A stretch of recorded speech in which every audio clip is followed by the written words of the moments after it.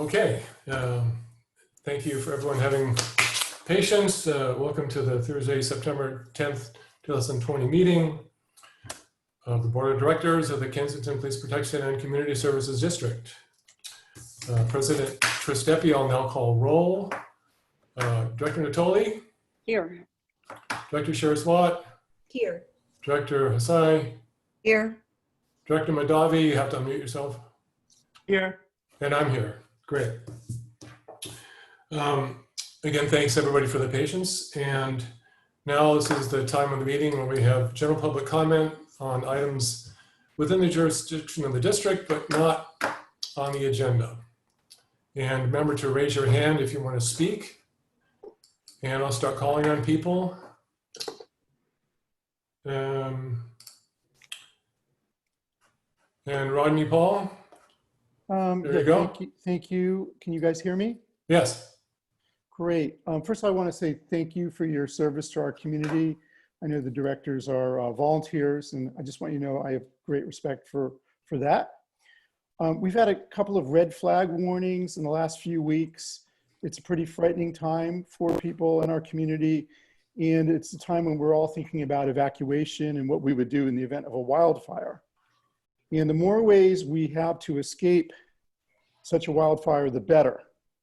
And our first choice for most of us will probably be driving, but it's good to have other options because in a fast-moving wildfire, we just don't know if that's going to be possible, especially with our narrow, winding roads up the hill in Kensington.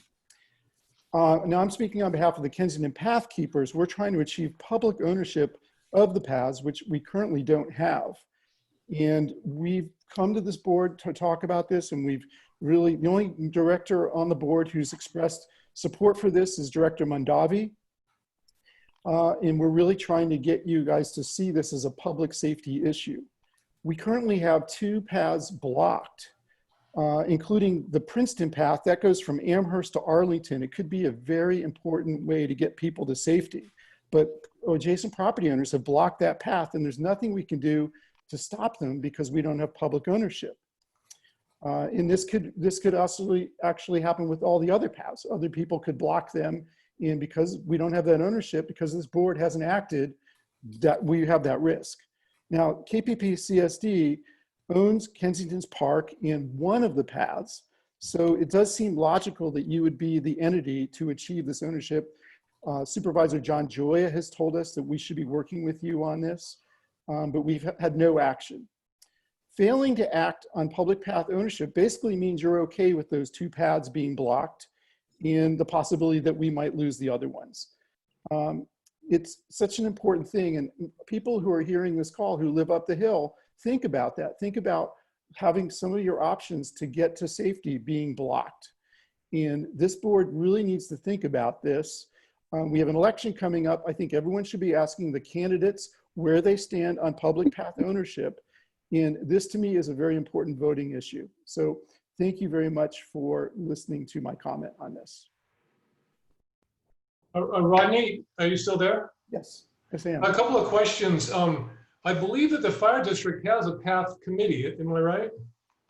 They have, well, the fire district did a study of evacuation that mentioned the paths. There's no specific committee. I thought they had a paths subcommittee, but maybe I'm wrong. You should check with them. I don't believe they have. I would know if they did. We do have members on our path committee that are working on in a subcommittee of the fire board. But again, we keep being pointed back to you guys because you have the park, you've got liability insurance on the park, and it seems like it would be the logical place for this to be. And my next question is, have you approached the county? Because it's very likely the county does own the paths. It's unclear, but have you approached the county directly to see if they would take over the paths? Well, we have. We've met repeatedly with John Joya, and he says that the county does not own such things. It's on, so we've had those meetings, and John Joya's office is telling us to work with you guys. So the county is not interested in owning them? Well, the county says that we would work with you, that they could transfer ownership to KPPCSD, but that it's not something, they don't own things like paths in communities. Okay, just getting clear. So they don't own it, but they transfer ownership. Oh, is what and you're saying. one clarification, the two members of our group are on the Emergency Preparedness Committee of the Fire Board. Okay, all right. So I stand corrected if they don't have a path to the committee. Thank you.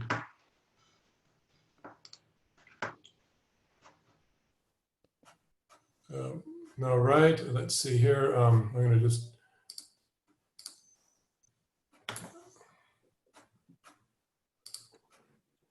Daniel Madugo. You have to unmute yourself. Daniel Madugo. There you go. I'm here. Can you hear me? I can. Okay. Excellent. Hi. I'm Danielle Madugo. I'm a president of Kensington. I wanted to let you guys know that the Kensington Hilltop PTA board was targeted with a phishing scam last couple of weeks, and I got beyond one of the first emails, but then luckily I didn't fall for it all the way, which is very embarrassing. I contacted Chief Schuld, who promptly put Officer Fajardo on my complaint about this scam. And ultimately, Officer Fajardo did a great job communicating with me and looking into these things and the phishing scam. And while, as I kind of expected, nothing really came of it, I felt relieved and satisfied that somebody was doing something about it, because it wasn't just a one-off where somebody could be scammed. It was the entire PTA board. I appreciate that this is a service that, as a Kensington resident, I'm really grateful to have, as a similar incident happened to a PTA board member last year. And because she was a resident in El Cerrito, El Cerrito police didn't do anything, didn't follow up on it. So I think we're lucky to have such a wonderful and attentive police department and the exceptional level of service they provide to our community. And I just wanted to say thank you, Chief Schuld and Officer Fajardo. And shout out to Officer Harms for all the public safety stuff he's been doing too. And my last comment is, please open the bathrooms in Kensington Park if they aren't open already. Thanks. Thank you.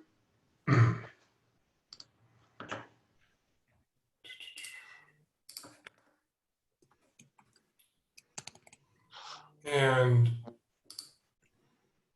Paul or Vito, one of the two. Thank you very much, Chris. It's Paul. Hi, Paul. Speaking on behalf of both of us, thanks very much to Chief Schuld and Officer Harms for getting back to us on some concerns we had about parking in the dead-end streets here east of Arlington, York, Westminster, and so forth. And then second, I'd like to support what Rodney Paul said about the paths. We live at the end of York, and there's a series of paths that run down from Kenyon through Windsor, St. Albans, Windsor, and York, all the way down to Arlington. It may all be one path. Rodney would know better. But it does represent a really potentially life-saving way of getting out of one of these dead ends that potentially is going to be constricted by traffic congestion during evacuation. Sorry, Paul. So That's not you. Keep going. It's my fault. no, that's it. We just want to second what Rodney said. We think that the district really needs to step up and get a handle on the parks, on the paths, excuse me. It's been on the agenda for over 10 years now. And actually at one point, the district did agree to take ownership of one of the paths, as I recall. And that's a project that needs to be completed. Thank you. All right. Thank you.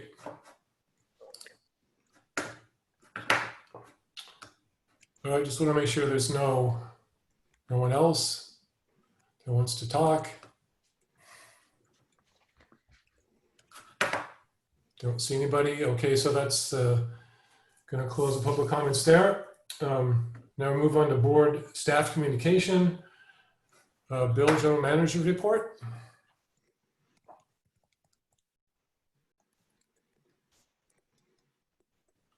There you go. Yes, thank you, Mr. Chair. Just a few things I wanted to report on this evening. First of all is the recruitment for a permanent general manager that is well underway.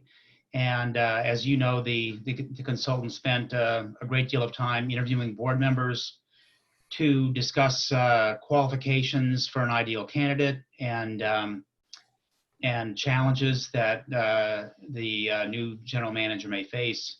From those interviews, Frank Rojas, who's with CPSHR, the consultant that you selected to do the search, has completed a recruitment brochure.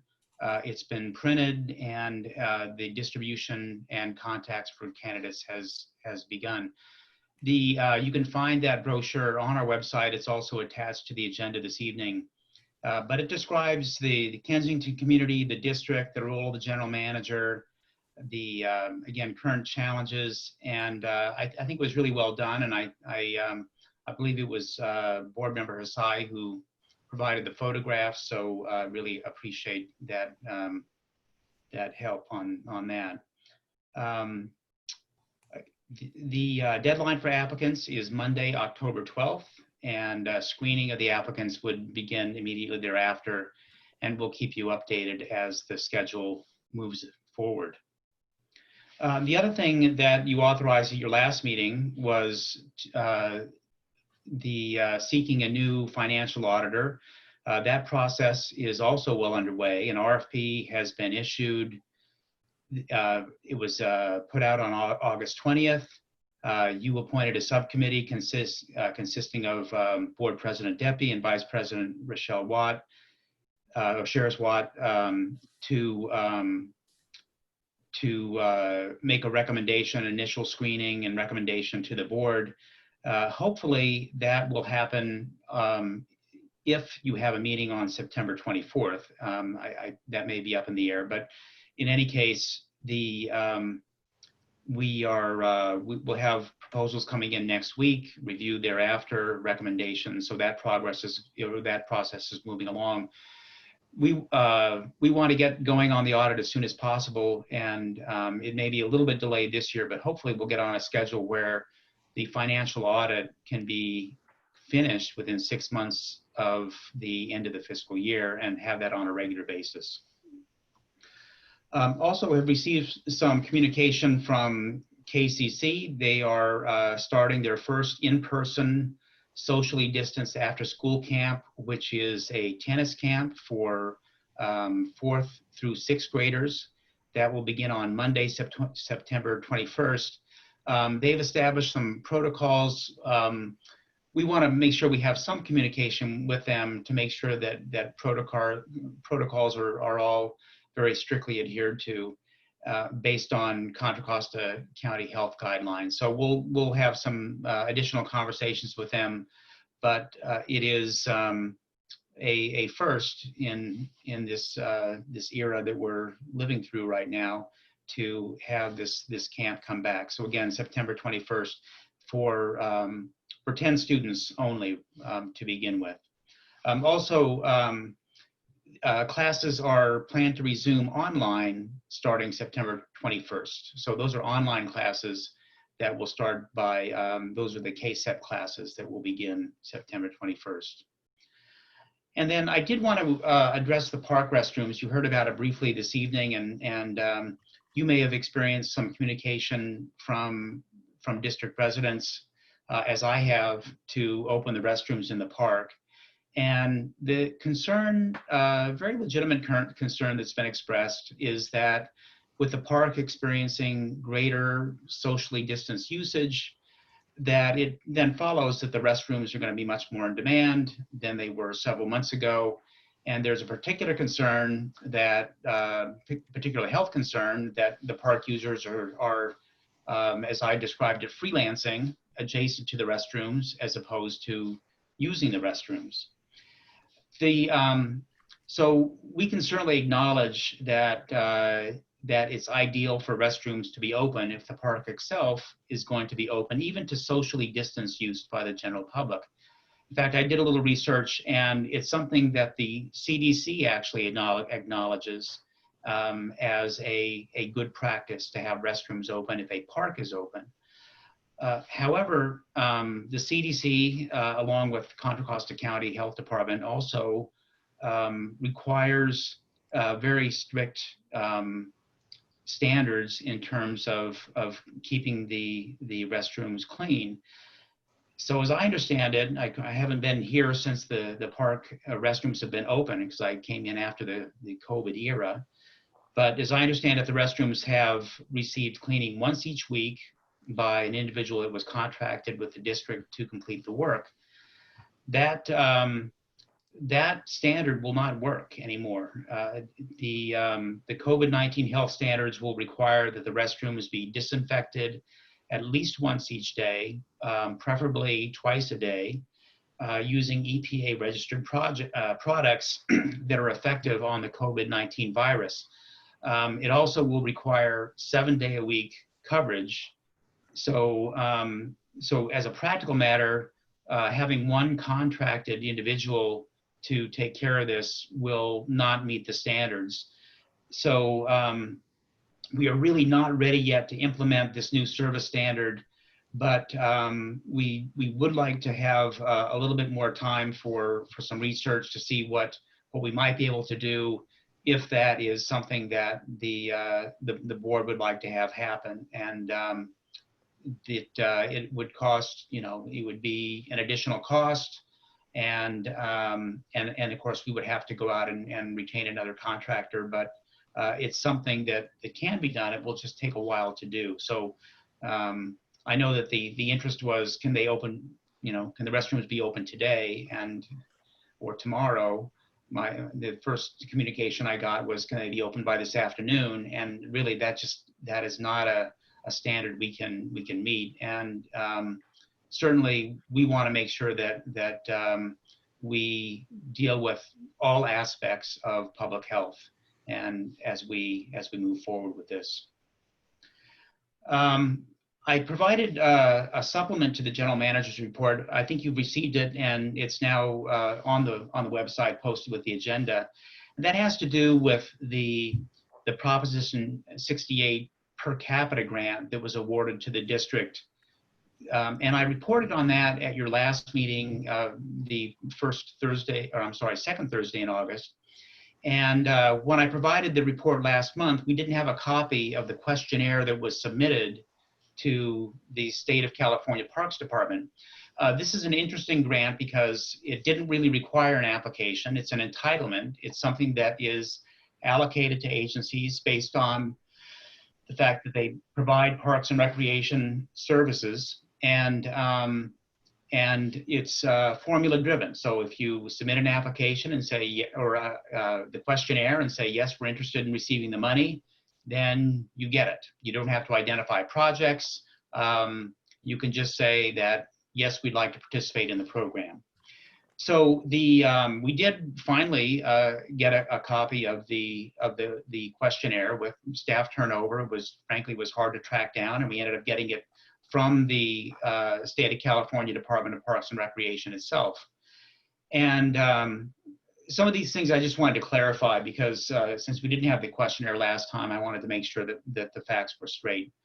So first of all, the questionnaire was signed and submitted by General Manager Tony Constanturos last April 2019. So a little over about a year and a half ago was when the program was initiated. The state park sent out the questionnaire, asked agencies to return it, and that then was executed by the then general manager. So the district is eligible to participate in the program because it does provide park services to the population within its jurisdictional boundary.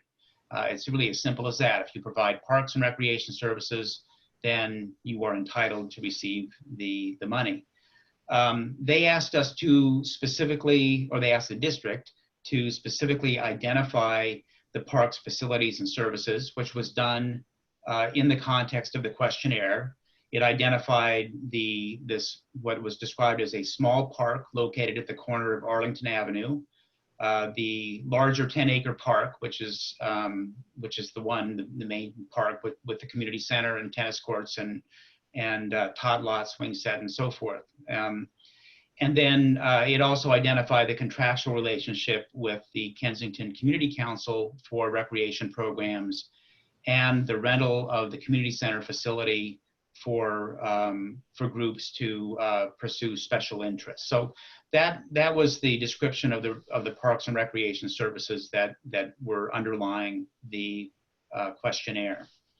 Some specifics about the money. Again, I did mention the district is allocated $177,952. That the money is provided on a reimbursement basis. So it's as projects are completed. It does allow for progress payments, so you don't have to extend the entire $200,000 plus either for a single project or before you get a reimbursement. There is a 20% match. So that 20% match, if all the money were to be used by the district, would be $44,488, so a little bit less than $45,000. And that means that the project between the local funds and the grant would be about a $222,000 project. Or it can be multiple projects. They have to be capital projects. They can't be for maintenance. So it has to be a capital project. They encourage projects for local park rehabilitation and utilized to rehabilitate existing infrastructure. So that's not a requirement. It's very flexible how the funds are used, but those are the general guidelines. So that provides a little bit more information on this Prop 68 grant. I've attached the questionnaire to what was posted on the website tonight. I think all of you have received a copy.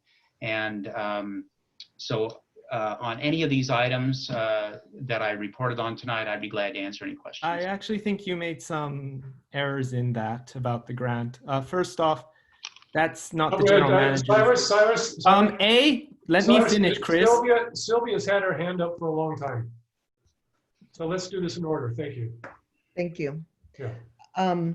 I wanted to say that regarding the park bathroom, I'm very much in favor of working as quickly as possible to open that.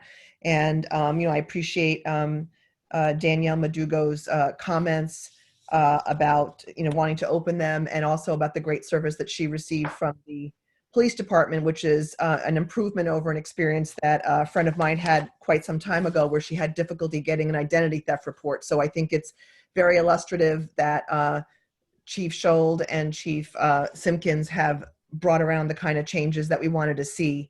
But unlike El Cerrito, we don't have the money to open the park quite as readily. But I do think I would recommend looking at the crossing guard money.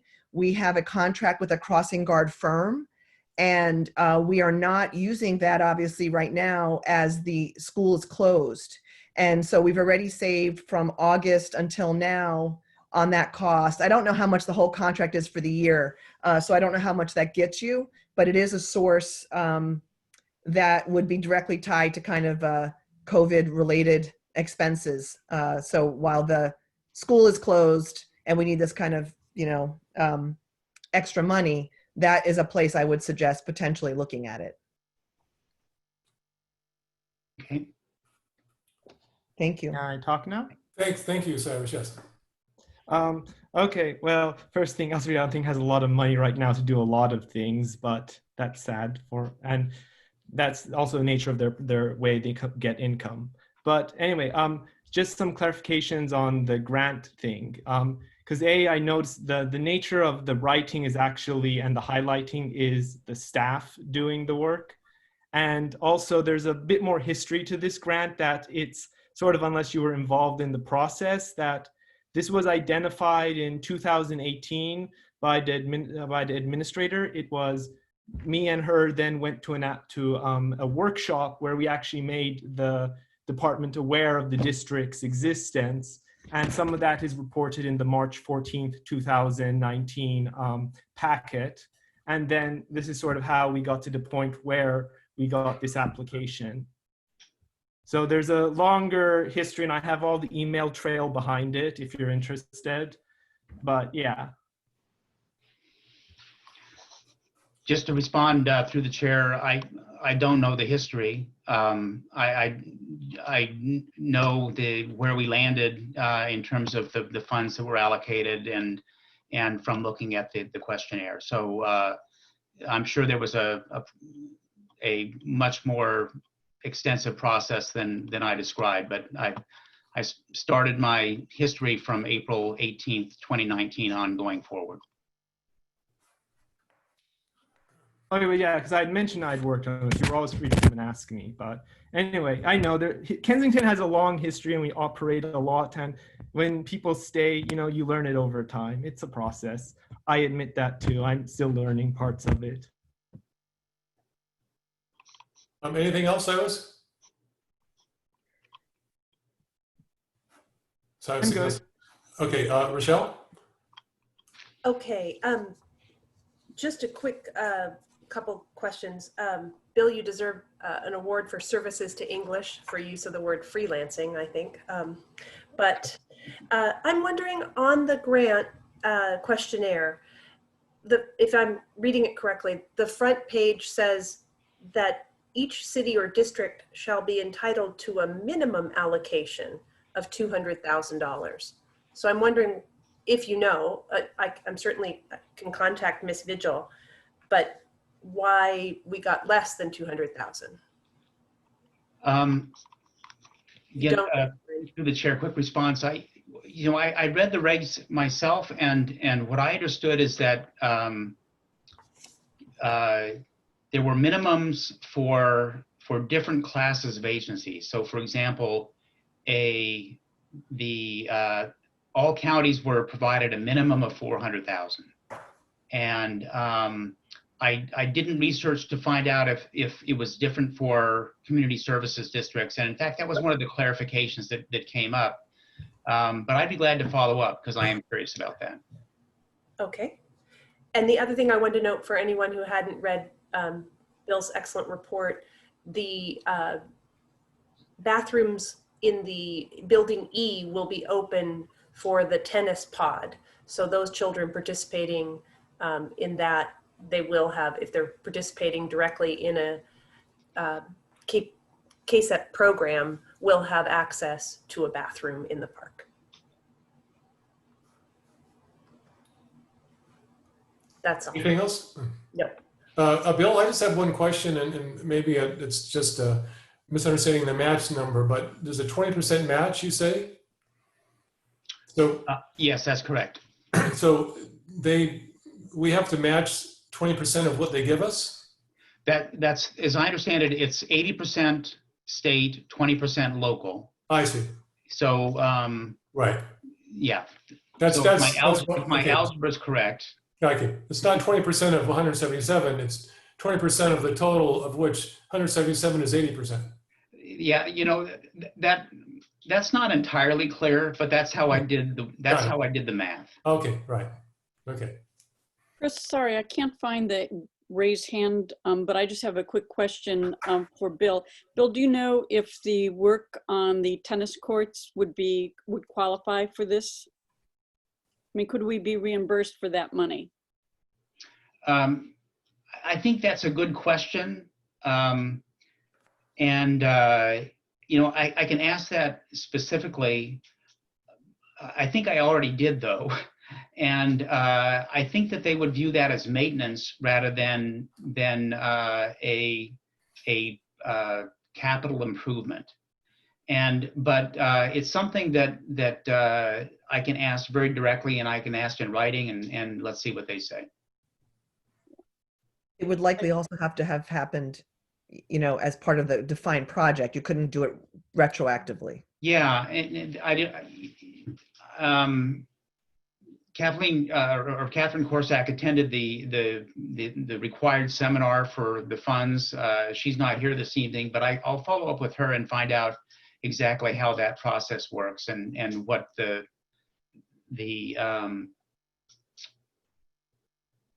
and what the reimbursement rules might be. Rochelle, did you have something else? I do. Catherine had communicated with me a little bit about this grant, and my understanding is that it works very much like the WW grant does in the, an amount allocated to us for us to pick up or not to pick up. And then, but there are very specific requirements. It must be budgeted in our budget prior to us taking advantage of the funds, which probably we did have funds allocated for the tennis court resurfacing, but I also think that that probably falls under routine maintenance. So there are some very specific steps that we have to take in order to get reimbursed, and it will be a process in order to make sure that we get these funds.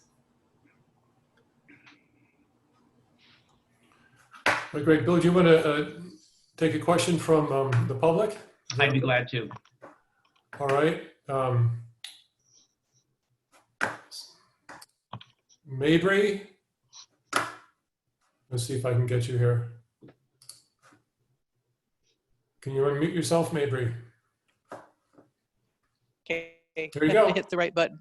Okay, when I looked over that brochure for hiring the general manager, it seemed to me there wasn't very much emphasis on the role of the general manager in relation to the police department and the police chief. And I think that's a very important part of the job. And have you printed these brochures or released them? I think the answer is yes and yes. But one thing I can do with your comment is let the consultant know, and they can certainly focus on that as part of the screening. Yeah, okay. Well, I was going to suggest that maybe that could be mentioned or as an addendum when you are talking to the people. But as I said, I think that's a very important aspect of the job, and it was really, really buried amongst all the other things, which granted are important. But anyway, that's my comment on that. Thank you. I appreciate the comment, and I'll follow up with the consultant. Okay. Thanks, Mabry.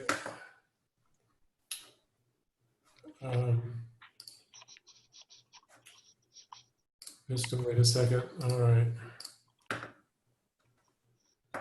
Oh. Okay, Paul, I think you should be okay. There you go. Yeah, can you hear me, Chris? Yeah, yes. Yeah, thank you. Two thoughts on the grant. Number one, capital improvements to the paths would be, or a path, would be one candidate for utilization of these grant funds. And a second would be for the amphitheater behind the community center, which is in a state of neglect, I guess I'll say. But it is a unique and very valuable venue for all kinds of events that we used to have back in the old days, when those of us who were here in the old days recall. And I think that there is plenty of opportunity to make use of these grant funds for capital improvements. So I recommend those ideas to you for consideration. Thank you.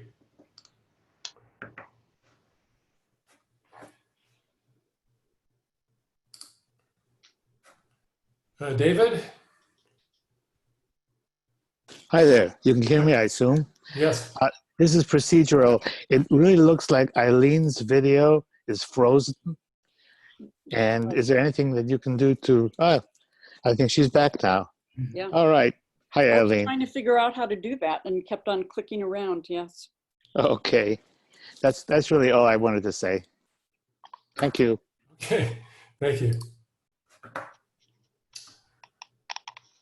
All right. Let's see if there's anybody else. I don't see anybody. Chief Schultz, it's time for you. Yes, thank you. Just a couple quick announcements before I get into the swearing in. The community warning system self-registrations is up to 6,319 with 934 signing up in the month of August alone. So that's great news for Kensington. Also, Kensington PD wants to publicly thank President Deppie and Peter Liddell, who have volunteered to have an extra key to the cemetery to open the gates in the event of emergency, an evacuation or emergency. We appreciate that. And then I just wanted to take a few minutes to comment. I came here 4 months ago and I have issued the officers 7 letters of appreciation, 3 letters of commendation, 1 letter of merit, which is extraordinary for the amount of time in a small department with a low crime rate. And I just wanted to read one of them. I don't want to take up too much time, but I think it's important to know that your police department is out there doing a good job. The letter starts out by saying, "Dear Chief Schuld, my family lost a very special person this year on May 9th. My brother was taking an evening walk near the elementary school when he suddenly and unexpectedly collapsed from heart failure. Fortunately, it's a popular trail and a woman came upon him within a few minutes and called 911. 2 of your officers arrived and did what they could to revive my brother, but he died at the hospital after all attempts were unsuccessful. That is why I'm writing to you. Your officers, Tomiko Foder and Detective Amit Nath, were there for my brother and my sister, and I had the opportunity to talk with Detective Nath. We knew my brother was treated with more than professionalism. He was cared for like family. Detective Nath had recently lost his own father, and that empathy was with him the day on the job, not left at home or set aside privately. He knew our brother was a person who was loved and meant a great deal to someone. He told us so. And so he treated my brother with respect and gentleness. I couldn't ask for anything else. Because my sister and I live in Oregon, it was difficult to handle all the steps necessary to take care of my brother from a distance. But Detective Nath told us sincerely that he would do whatever he could to help us, and he did. Many phone calls, text messages, emails, and then the day we picked up my brother's belongings at the Kensington station. Detective Nath had us wait a moment so he could come out and meet us in person. The 3 of us spent 45 minutes or more talking about that day and sharing our feelings. Detective Nath said he did all the right things. He handled the emergency call with thoughtfulness toward our brother. My brother didn't have any ID on him, so finding a way to identify him and notify his family wasn't easy. He carefully chose my sister as the person to try and reach by coordinating with her city's police department. And he specifically instructed that officer to be certain he had the right house and person before he gently gave her the news. During the investigation and autopsy, Detective Nath was present and took personal responsibility for the attentive care that he was given. In the weeks following my brother's memorial service, we had to address practical things like what to do with his car.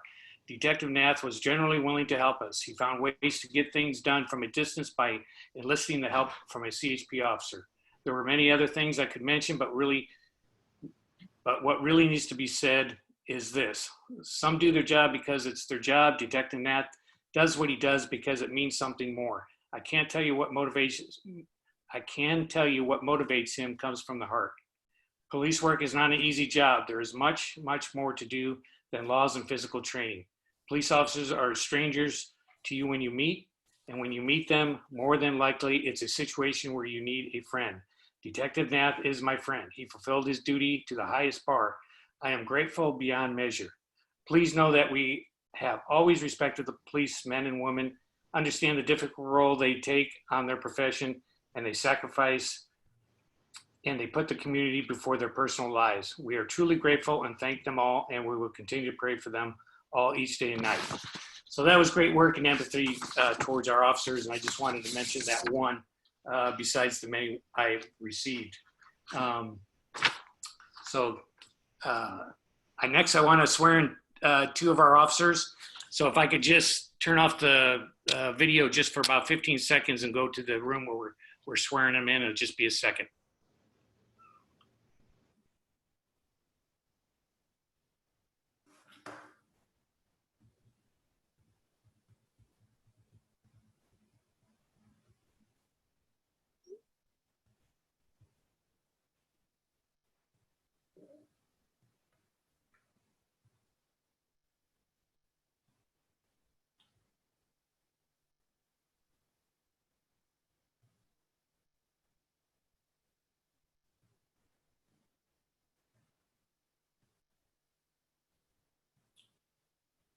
I need to,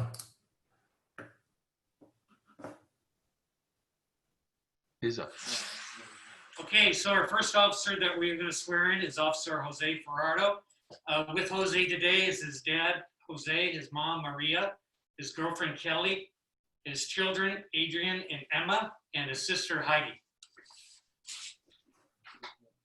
So a little bit about Jose. Jose was born in Martinez, California, and left at 4 years old to live in Mexico so his family could care for his grandfather. 6 years later, he and his family returned to Concord, California. Jose is bilingual and is fluent in Spanish. Jose attended Mount Diablo Valley High School, where he played baseball, and upon graduation attended Diablo Valley College, where he studied administration of justice. While going to college, he worked for his father in construction and trained dogs. Jose always wanted to be a police officer since he was very young. He remembers when he observed police officers in Mexico and in the United States helping people, and he wanted to do the same. He attended the Contra Costa County Sheriff's Academy and was later hired by the Concord Police Department as a police officer and a recycling theft prevention specialist before joining Kensington Police Department. He was highly recommended by the Concord Police Chief. Jose lives with his partner Kelly and has 2 young children who I just said, Adrian, who is 5 years old, and Emma, who is 10 months old. Jose's father, Jose, will be pinning the badge on him. So Jose, raise your right hand. Repeat after me. I, Jose Fajardo, do solemnly swear that I will support and defend the Constitution of the United States That I will support and defend the Constitution of the United States and the Constitution of the State of California and the Constitution of the State of California against all enemies, foreign and domestic. against all enemies, foreign and domestic. That I will bear true faith and allegiance That I will bear true faith and allegiance to the Constitution of the United States to the Constitution of the United States and the Constitution of the State of California. and the Constitution of the State of California. That I take this obligation freely That I take this obligation freely without any mental reservation or purpose of evasion. without any Mental reservation mental reservation or purpose of evasion. or purpose of evasion. And that I will And that I will well and faithfully well and faithfully discharge the duties upon which I'm about to enter discharge the duties of which I am upon to enter as a police officer as a police officer for the District of Kensington. for the District of Kensington. Congratulations.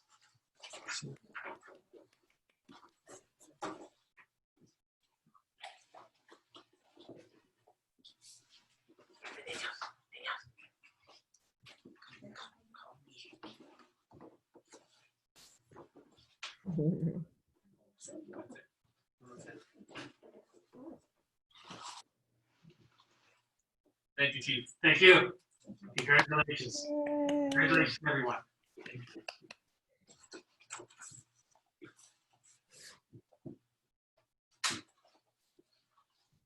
The next officer we're going to swear in is Officer Roy Bang.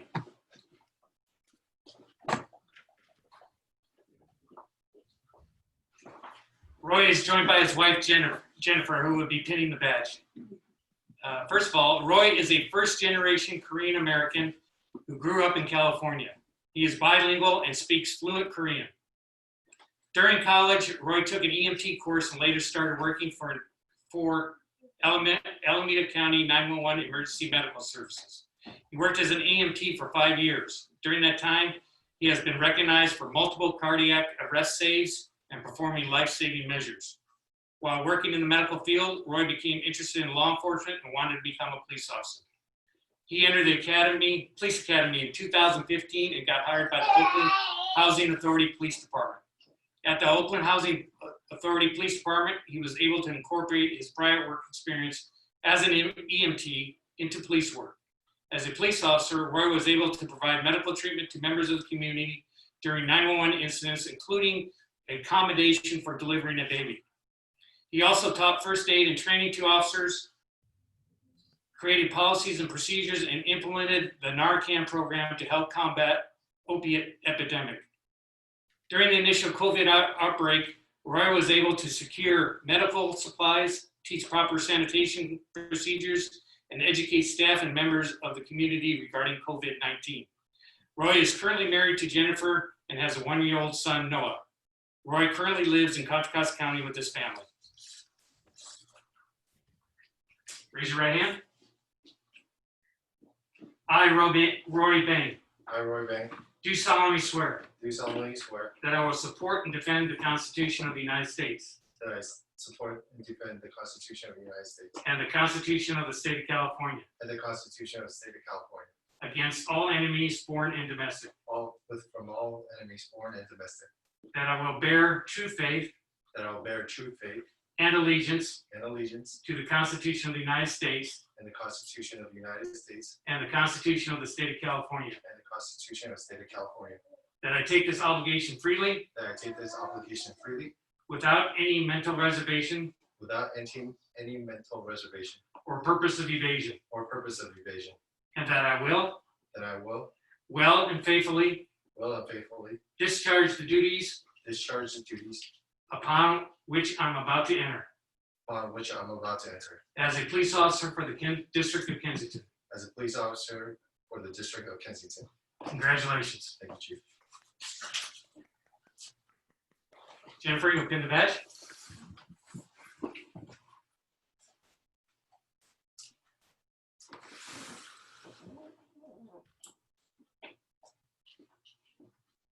Congratulations. Thank you. Okay, that concludes the police chief's comments. Thanks I'll go very back to my- Congratulations. Thank you. Yeah, I thank you and welcome and congratulations to our new officers. Chief, thank you, Chief. I'll let you get, well, let's let Chief get back and see if you have any board questions or public questions. Anybody on the, well, let him get back.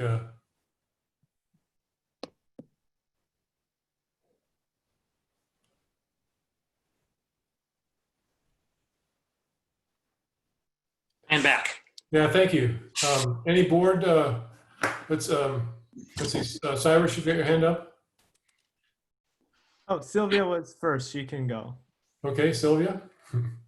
Just wanted to clarify the numbers on the county warning system. I said you had up to 6,000 Kensington residents registered. Is that correct? Yes, I think some residents, multiple residents signed up, so that's good. And 900 plus were in August? 934, yes. That's great. I've been talking to residents every chance I get, and a lot of them have not been. So I've been actually also pushing people to register. So I'm really glad that is showing. And I'm sure it's other things, but I'm glad to see the numbers going up. Yeah, it's good news. That's a great number.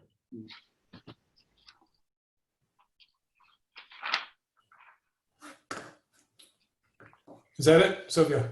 I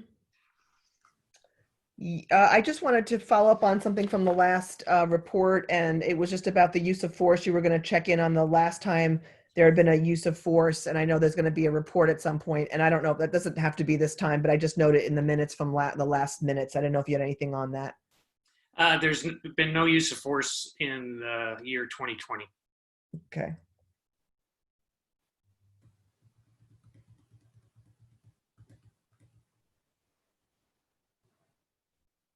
Thank you. Well, Cyrus?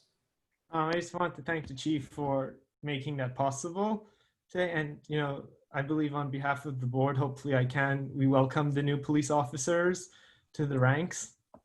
I will tell them.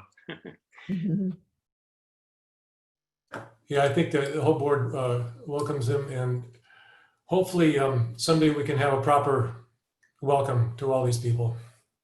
Yeah, I'm also really impressed with the qualifications. They're bringing some great services and skills to the force and to the community. Yeah, I think we got a couple of really good officers. So I'm happy, Great. very happy about it. Yeah, thank you. Yeah, thank you. Mhm. Let me just see if anybody in the public has a question for you.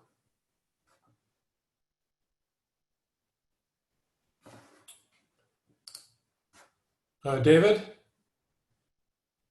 Hi, I am wondering, there was talk that we were going to be losing 2 officers possibly. What's the situation on that?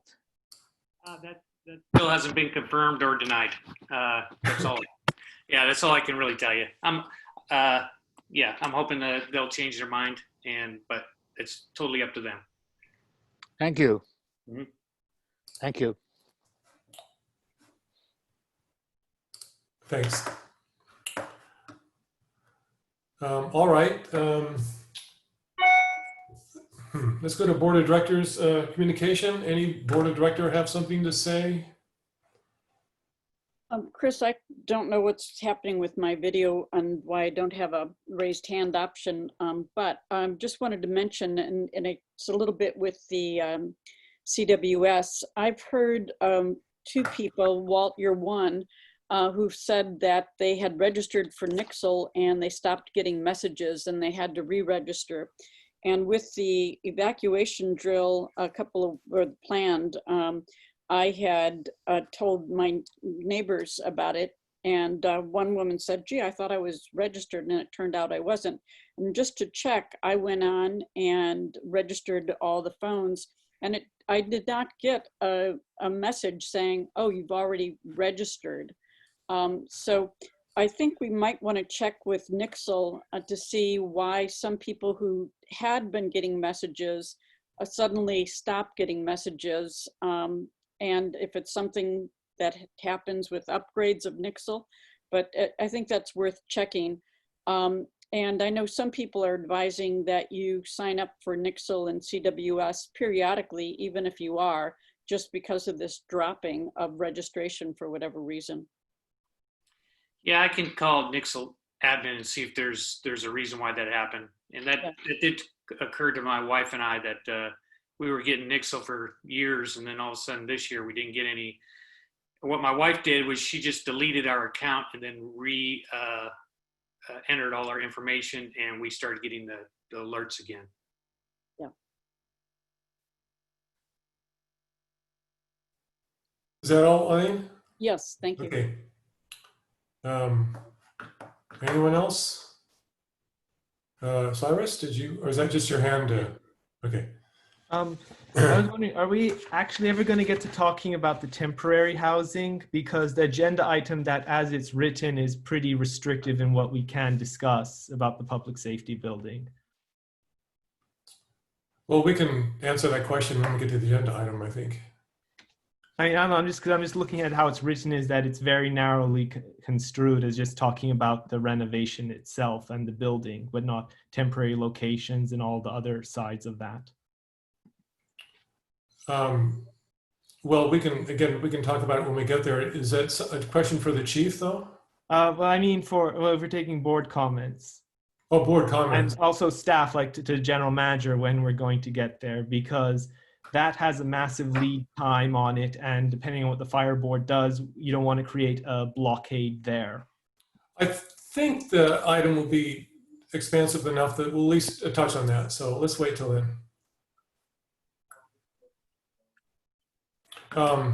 I just had one sort of announcement with all the, I guess, uncertainty about mail-in ballots and what's happening with the post office. I reached out with reached out to Kate Roush and asked if they're going to have any site or sites where Kensington residents can drop off their mail-in ballots other than, say, going inside a polling place. And she said there will be easy drop-off sites for mail-in ballots, and she'll let me know as soon as she finds out where they are. And when that happens, we can post it on our website and find out other ways to get that information out. But according to her, there will be sites where you can just drop off your mail-in ballot.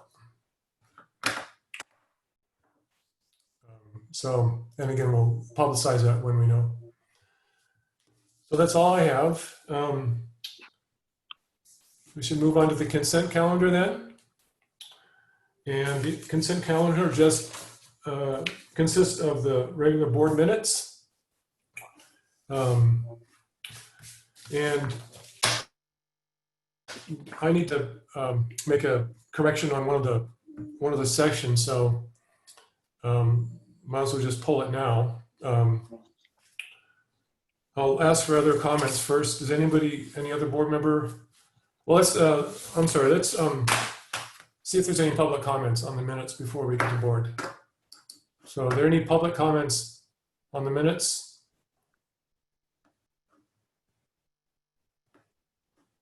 Don't see any. All right, just closing public comment period then. Rochelle, you wanted to say something? You may have the same correction I do, so I'm going to defer to you first.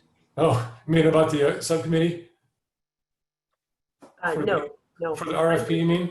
Just a clarification, if the emergency drill that it did not happen, but whether it was on the 22nd of August, not the 27th. Oh, I didn't see that one. Okay, so I also thought that was supposed to be the 22nd, even if it didn't occur. yes, I think it's the Saturday was the 20th. If you're talking about the fire drill? Yes, it's listed on the, was it the 2-2? Not Yeah. 2, okay. It wasn't, the fire drill did occur. It's just that CWS did not want to put the test out to the public, but all the fire department, police departments were involved. They had dispatchers, and we ran through a drill for about an hour, a little over an hour, and did everything except for the CWS drill, which I wish we would have done. But they didn't want to do it because of all the fires going on, and they didn't want to confuse anybody by putting that out. Which page is that on? Page 1, general public comment, like under general public comment, the third line down. Okay, right. It'd be nice to hear if there are any lessons learned, even though you didn't have the full-on drill. If this isn't the appropriate time, it's okay, but just good to know. Oh, just really quick, I know that we have to do in-house training. That was evident. And then I was the communications, director for the law enforcement for the Kensington, and they couldn't reach my cell phone. So we have to have, redundant communications. And what was the first thing you mentioned? The Pardon me? training? What was the first training you mentioned? We should be careful that this really isn't on the agenda. I don't want to be strict about it, but I should be strict about it. That's why I was saying if it's not appropriate, maybe next time. And next time, right.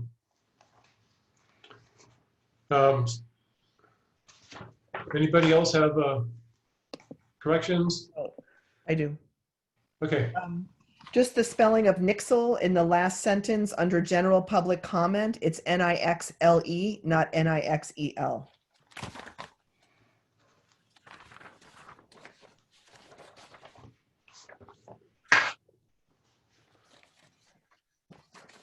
That's it? I think that's all I had, yes. All right, I had something on page 6. When it talks about the motion to authorize the general manager to prepare and issue an RFP for audit services, the subcommittee of the finance committee will be President Deppie and Director Sheriff Watt.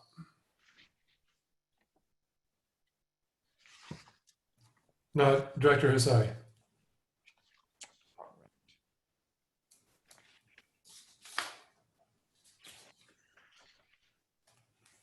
And that's all I have. Cyrus, did you have something? Yeah, I just have a general comment. Like, I've been trying to give these minutes a chance, but I'm thoroughly unimpressed. And it seems like even director discussions are now being omitted. Like, even when we got to the auditor part, we did talk about things. And I did, for example, correct a record that we have not been using the same auditor for 15 years straight. And it's like, it seems like sometimes we vacillate between cutting out the public or cutting out the directors, and this makes no sense. But you don't have any specific. Well, yeah, no, I just pointed out that the director discussions are being cut out of these minutes. But I mean, these minutes specifically, is there something you want to add back in or incorrect? Or I would like the discussions that were actually had by the directors to be re-included.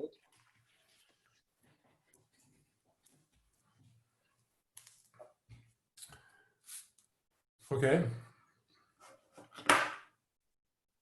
Is that it? I mean, that's like the major criticism. Okay. Then do I have a motion? I'll just make the motion. I move that we adopt the minutes with the following corrections. August 27th should be August 22nd. Is that right? Yes. Nixle should be spelled correctly. And the subcommittee to work with the RFP for audit services should be President Deppie and Director Sheriff Watt. And you're not interested in putting back in the rest of... I'll second the motion. Okay. Well, I guess that's how much you value high quality minutes or records. All right, I'll take a roll call vote. Rochelle? Yes. Cyrus? No. Sylvia? Yes. Eileen? Yes. And I vote yes. So it's adopted 4-1. Thank I you. find these minutes very, I was unable, unfortunately, due to a last minute emergency to attend the last meeting. I found them informative and complete. And we have moved on from what was almost verbatim minutes to something more approaching action minutes, which I think is valuable if you... Wait, so, but do you not see the contradiction? You're keeping maybe what residents say, but then what the board is saying is omitted, or sometimes the board is kept, but the residents are omitted. And so how is that even a stable system of record keeping? Well, in future, we can have another agenda item about, again, generalized comments about the minutes. But I don't want to go off the agenda. No. All right, thank you. All right, next, item number 2, authorize reimbursement for employees and board members during the shelter-in-place order that was held over from last meeting. Bill or Rochelle, who wants to present this? I'm happy to present. Okay. So this is part of, well, I think we've had 3 now considerations before the board in which we're looking for ways to make sure that during the time of COVID that we are protecting employees and board members and making sure that fair reimbursement is given for unusual expenses. So this particular item is a 3-part recommendation. It's based on the fact that since March 19th, the executive order and public health order was directed at all California residents to stay home except to go to an essential job or shop for an essential need. So of course, you know that we provide essential services, but we have had employees working from home when possible. And we've had, of course, board members and contract employees not going into the public safety building whenever possible. So this 3-part recommendation is 1, to authorize reimbursement for employees' costs from working at home. It's $100 a month dated from March 2020, in which employees who worked at home more than 10 hours a week or at the discretion of the general manager would be reimbursed for supplies. There's printing costs, there's internet connection, and things that they're using their home offices for. So we want to make sure that they're not taking those costs out of pocket. Then board members and general counsel who are also having to do some of those same things would be granted a stipend of $50 a month. And that payment would be issued in the way that the general manager and finance director find simplest, whether that's a one-time check or whether, because this is going back to March. And I suggest that it extends through July, excuse me, what did I do? Through May 31st, 2021, or the stay-at-home order is lifted. And then, of course, if it's not, I would recommend extension of this. Then finally, the 3rd part of the recommendation is that if employees or board directors require computer equipment to work remotely or attend these meetings, a laptop and or printer would be issued quickly, but at most within 5 business days of request, and that equipment would be remain property of the KPPCSD. And I'm not sure, goodness, in this copy, I'm sorry, I had sent in a revised copy that had changed the date to June 2021, or actually had removed June 2021. I'm not sure. Somehow an older form got into the agenda. So I apologize. It should stay with the employee until the stay-at-home order lifts, they leave the district's employ, whatever is at the discretion of the general manager. May I ask one quick question? Of course. When did we stop having a reimbursement system? What do you mean stop having a reimbursement? Because this agenda is saying authorize reimbursements, not authorize the stipend. We have a reimbursement procurement system already where the employees could have been using it. And remember, all those reimbursements are at the authorization of the general manager. Well, they could, but they would, in fact, this is meant to be a simpler system. Rather than employees having to parse out, I used 45 pieces of paper and my internet bill, difficult because we're all using our internet connections for a host of reasons. And how do you separate that and say, well, my children did Zoom school for this number of hours and I worked for these number of hours. It's just meant to cover it. The internet bill isn't based on how much data. Most internet plans are not data, they're speed.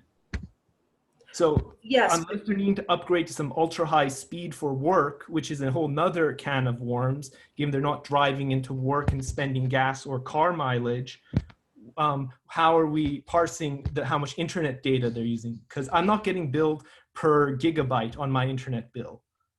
Well, we're not parsing out. What we're simply doing is we're saying we acknowledge that this amount seems to be a fair amount given some of the uses that you would need to use your home equipment for, equipment that you already have. If you don't, please come to us. We'll make sure. So do we pay for car wear and tear? Because that's the same concept.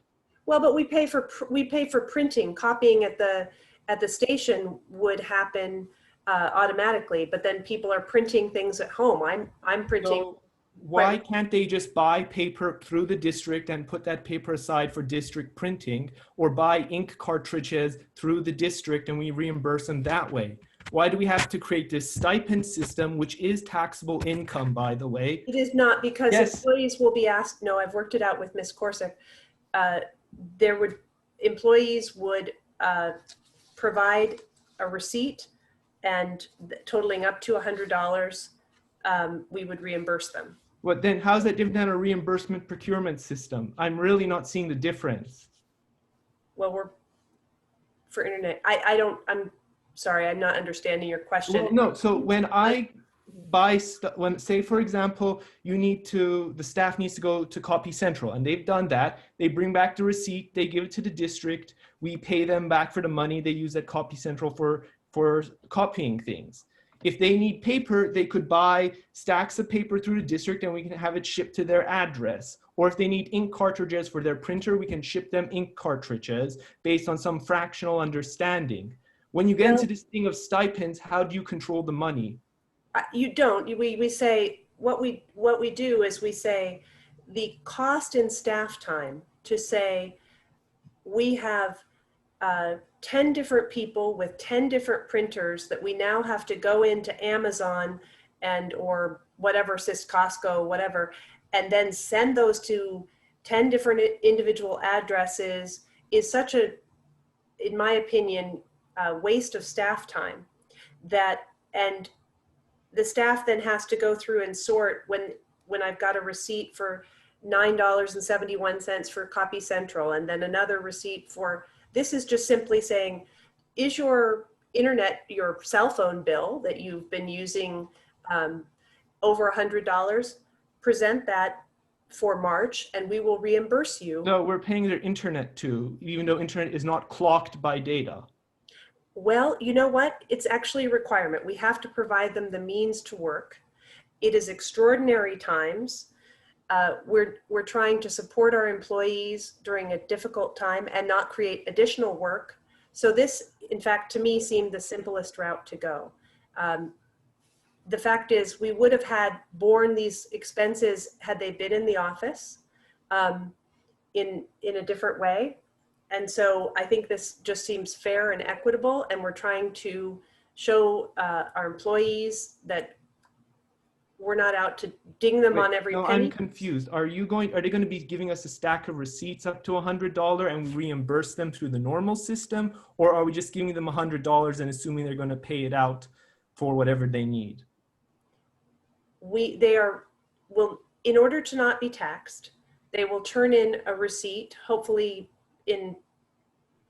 for the past in mass, that covers whatever. If they only spent $35 and they only want to turn in a receipt for that, that's fine. But if they would like to, turn in their receipt, their cell phone connection costs more than that, then we will reimburse them up to $100. You don't use a cell phone connection for doing work on a computer. There are some folks who are Zooming in on their cell phone. Which would be, if you're Zooming into a staff meeting on your cell phone, that would be an appropriate cost reimbursement, in my opinion. I mean, this entire system seems Rube Goldberg versus them. If you're saying it's them literally handing in receipts and we're just capping the total that can be reimbursed for it, that's different than saying we're giving them a stipend. Yeah, it should be, yes. Unfortunately, this form in the later draft, which I'm not sure why didn't end up, the word stipend was removed because it should say reimbursement. But it's a set amount rather than trying for them to parse out the number of pieces of paper they used, or whatever else they, percentage time. The point is they're still going to be handing in receipts is what you're saying. There will be receipts, but it very possibly could just be one receipt rather than maybe one receipt a month rather than 7 or 8 different, I bought pens at Office Depot and I bought, paper at Target.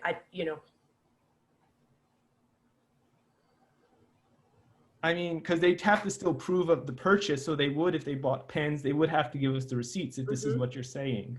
Yeah. Anne, did you wanted to say something? I have a couple of thoughts. The first is to address Director Mondavi's questions. The board can find that it's reasonable to assume that there is a certain additional cost or at least reliance on privately owned facilities and capacities and decide to reimburse employees for that additional cost. Even if it isn't a dollar amount, it is additional use and it's certainly more efficient than using the normal reimbursement route. The district can choose to adopt a special reimbursement practice for COVID-19 essentially. So I wanted to contribute that. I also wanted to suggest that you take the general counsel's position out of this particular policy. And the reason for that is I am an independent contractor, unlike the others who would be covered. My contract assumes that I will be using all of my private facilities, my office and so forth, in providing services to the district. And therefore, there's really no additional drain on my private resources during the COVID crisis. So I would recommend that you take me out of it. Okay, Catherine felt that you needed to be included, so I wasn't. Huh. Okay. Well, there's no reason we can leave you out, and then at the discretion of the general manager, he can always. Sure. If Catherine is thinking of something that I'm not aware of. Okay. Sylvia?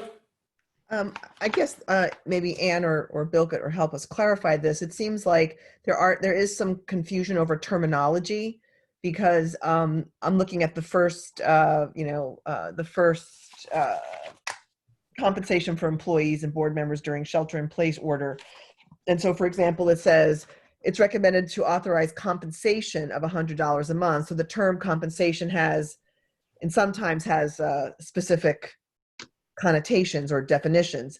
But it sounds like the next sentence, which would say this, instead of saying this stipend, you want to say this reimbursement. Is that correct? And that's to prevent it from being taxable?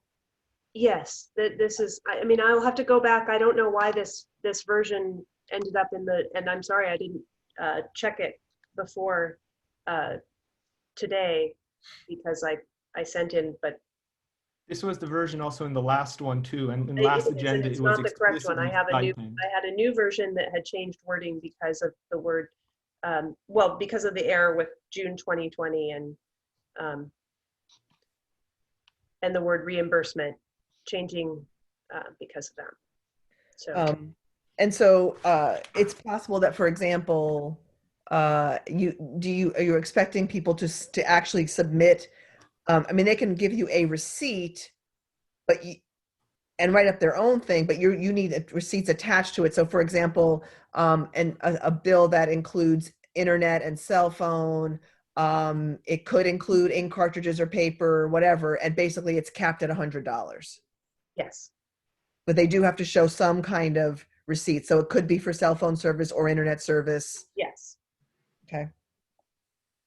And it's retroactive. And Yeah. I guess I wasn't sure where it says that in this version. It would be dated from March 2020. It's the first sentence of the.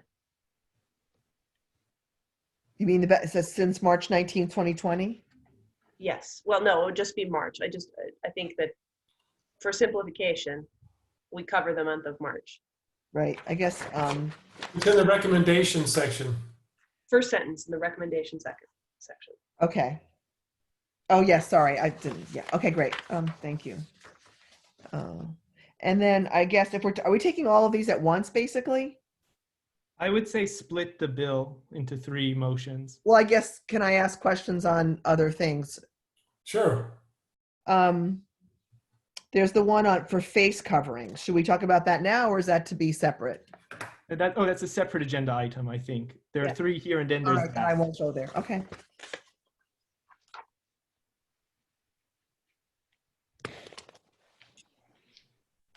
Would the general manager like to weigh in on this, since this works to staff and the operations? Well, I'll weigh in just really briefly and sort of going in part on what your legal counsel has advised in terms of the findings you're making. And the purpose and the way we want to implement it is to make it more simple for this reimbursement to happen. And so that we're not going through multiple receipts and we think this is a better process for reimbursing. And I think the idea is that it is a reimbursement. It's an expense reimbursement. It's an acknowledgement, as Ms. Danforth indicated, that there is and as Director Sherris-Watt indicated, that there's a higher expense associated with remote work, and that that the board wants to acknowledge that and basically acknowledge that there's a $100 reimbursement that goes along with that. This whole notion about the taxable, non-taxable is basically some guidance to the employees that say, so that it's not compensation. Mm-hmm. Internet is required for remote work. So if you submit a receipt for your internet connection, that would be adequate for the district to reimburse. And then it's basically one receipt, one payment, and it's done, and it's not a taxable event. So we think that this can work, and I think that Ms. Korsak has had a conversation with Director Sherris-Watt on exactly how it can go into effect. So we're very comfortable with it. I mean, so why are we not being told all these things like that? So she's had a conversation, and so where did the analysis for $100 come from? And Why is none of that in the report?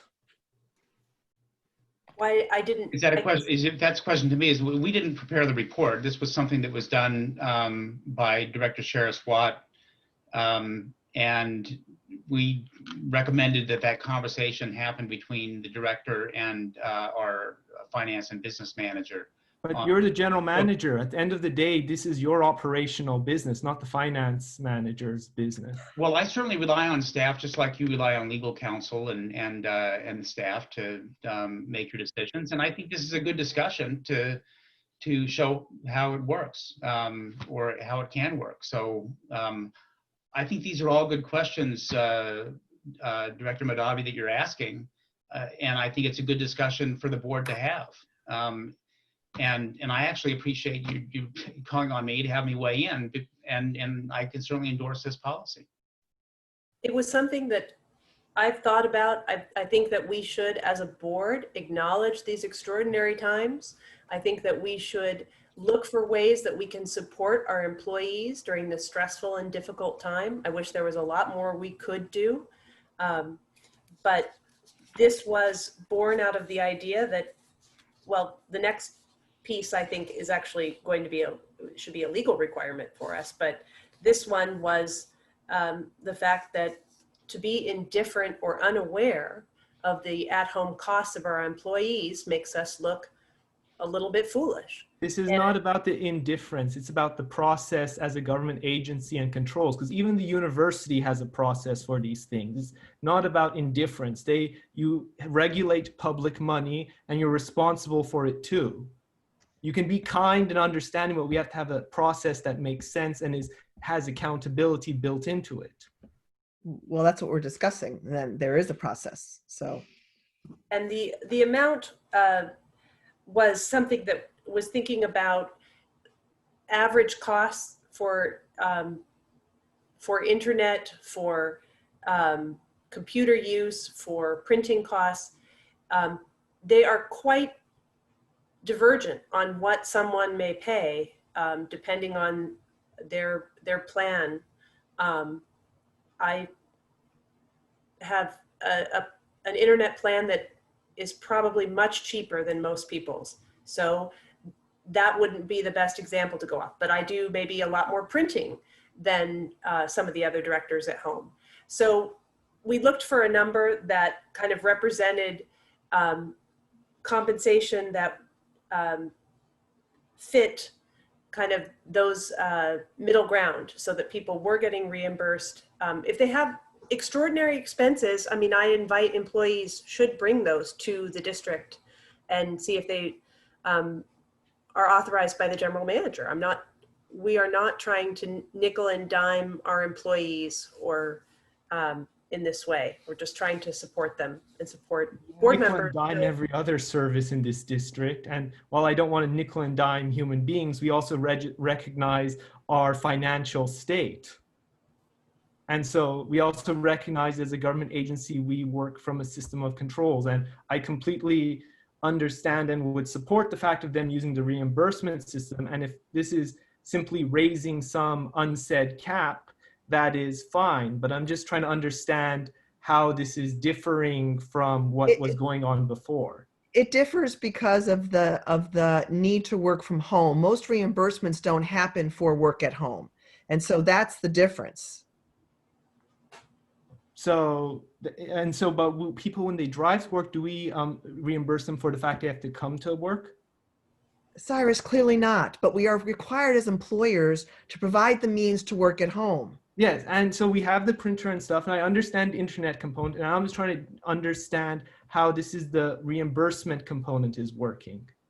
Because you're saying that they don't need to submit receipts, or... No, we're not saying that. We said they do need to submit receipts. I mean, because that's becoming very vague, saying we don't want to have to go through all these paperwork. We don't want, what I was trying to prevent is that an employee working from home says, okay, I used 6 pencils and 2 pens this month, so let me get my Target receipt, and the pens come in 10 packs, so I have to parse that out and do that math, and I've used I bought a 300 pack of paper and I've used 90 pages for KPPCSD. So now I have to do that. How many pennies is that? The point is just to make it easy on the employees so that they can say, okay, I've got my cell phone bill. It's $125. Here is, I'm turning that in and I will be reimbursed $100. And if I may, Mr. Chair, I think that the way I would describe it is that it opens up another class of expenditures by employees that are reimbursable. Because normally the district would not reimburse for internet costs or you know, the example Director Sheares-Watt just used about cell phone costs, not reimbursable. But these are now for many of the individuals identified in this report, these are now requirements for the job to work off-site. And so it opens up that now as a reimbursable expenditure. And there's an easier way, an easier process because of that class opening up for the employees to be reimbursed for that. And, you know, I think that the different government agencies will handle it differently. I mean, you could go even one step further beyond what Director Sheares-Watt said and you know, track pen reimbursement based on the ink used rather than just whether or not it was a district pen or not. I mean, or you can slice it very thin. And so the intent here, as I understand it, is to slice it as thickly as possible, which really lowers the administrative burden, but still recognizes that it's a cost that that is legitimately being reimbursed. And I believe that, you know, in fact, the district is coming out ahead. We are benefiting from employees' personal equipment and services right now. And therefore, you know, we don't have the office space to keep people in our office socially distanced. And if we had to provide that, then that would be an extraordinary cost right now for us as a district. And we're not having to do that because employees are willing and able to work from home. So we are benefiting much more than $100 a month for their ability and willingness to do that. Well, you also have the fact that the public safety building is for police and public safety personnel only, and the administration has grown so out of proportion that we don't have space for them to begin with. We have administration that we had before. No, it's gone from it's no longer just two people. Okay, I believe we're straying from the point here. I'd like to move on. Anne, did you want to say something? No, I forgot to take my hand down. I'm sorry. Right. I think it's pretty clear that it's a reimbursement up to $100 a month. They need to supply receipts, but it could be a cell phone, internet, anything related to working from home. Is that correct? Yes. Okay. Before we take a vote, I'm going to see if there's any, entertain motions and take a vote. Let me see. I've seen hands go up and down. People in the public, if you want to say something, now is the time. See if I see any hands. No hands. All right, I'm closing public comment.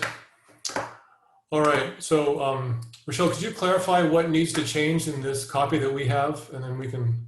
Yes. Okay. So, well, can I do that within a motion? Sure. I will make a motion that the KPPCSD authorize reimbursement of $100 a month dated from March 2020 to employees who worked from home more than 10 hours a week. This compensation, or employees who are authorized by the general manager. This compensation is to be given with the return of receipts covering each month that the reimbursement is desired. This compensation is authorized through June 30th, 2021, or the stay-at-home order is lifted. whichever comes first. Should I make a separate? Board members will be granted a stipend of $50 a month under the terms listed above. Payment will be issued in a manner that is decided on by the general manager and finance director. And should employees of the KPPCSD or KPD or a board director require computer equipment to work remotely or attend Zoom meetings, a district laptop and/or printer will be issued within 5 business days of request. This equipment remains property of the KPPCSD and must be returned by request or upon leaving the district's employ. All right. Do we have a second? I'll second. All right. Let's take a vote. Director Rochelle? Yes. Clarice? Aye. Sylvia? Aye. Eileen? Yes. And I vote yes. So it passes 5-0. Thank you, Rochelle. Dan, do you want to present the next one? Sure. So this is authorizing a payment to KPPCSD employees and contractors for necessary face coverings that are required by the Contra Costa County Public Health Order. The most recent order, which is dated July 5th, 2020, requires that all businesses must, 1, require that their employees, contractors, owners, and volunteers wear a face covering, provide face coverings to workers or reimburse workers for the reasonable cost of obtaining them, and take all reasonable steps to prohibit any member of the public who is not wearing a face covering from entering, and must not serve that person if those efforts are unsuccessful. So I believe that this order requires us to provide face coverings for our employees. I know that Chief Schuld is doing that. Bill, they're available in the office, but I think that we all have individual preferences and needs. And so I suggest that we approve $50 for a reimbursement for each employee of the KPPCSD or KPD towards the purchase of masks. Then I think also that should the board resume in-person meetings of any nature prior to July 2021, we could, or $50 could also be obtained by board directors and general counsel who would attend those meetings. And would this also be the same as the last where receipts would be required, so it's reimbursement? Yes, I believe so. Unfortunately, you know, that may be difficult. People may have purchased masks in the past and not have kept the receipts, but yes, they would provide us with receipts and then they would be reimbursed. The cost, I've bought a lot of masks in the last few months. Reusable masks tend to run about $10 to $20 a piece. Disposable masks are anywhere from maybe 50 cents to $3 each. So this does provide reusable masks, as we all know, to wear for a shift would probably have to be changed out. So this could reasonably at least provide, you know, 4 or 5 masks for an employee.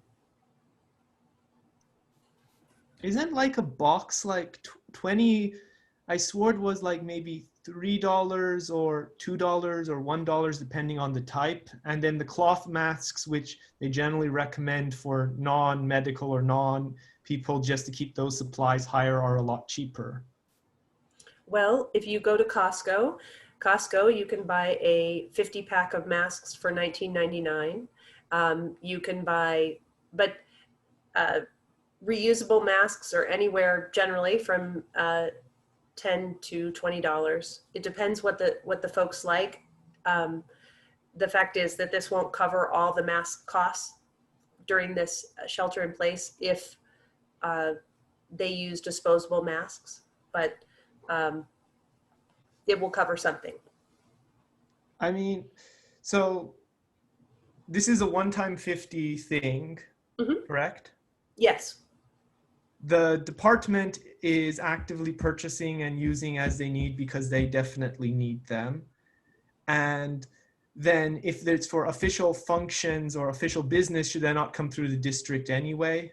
because it would have to be like N95 or the higher grade if you want to go into like the public safety building. In fact, that's actually, I think, what goes on right now, that You the cannot police, wear an N95 mask. It's got an out, I mean, many of them have valves on them. N95 is the particle filtration, not the valve thing. The valve thing is separate from the filtration designation. Well, I mean, if anybody can get their hands on N95 masks, that's probably an amazing feat in itself right now. But yeah, this is in addition to whatever Chief Schold wants to provide. But we have folks wearing masks for hours at a time. We have employees like our finance director and our clerk of the board that need to go into the office. And Alan needs to be in the office.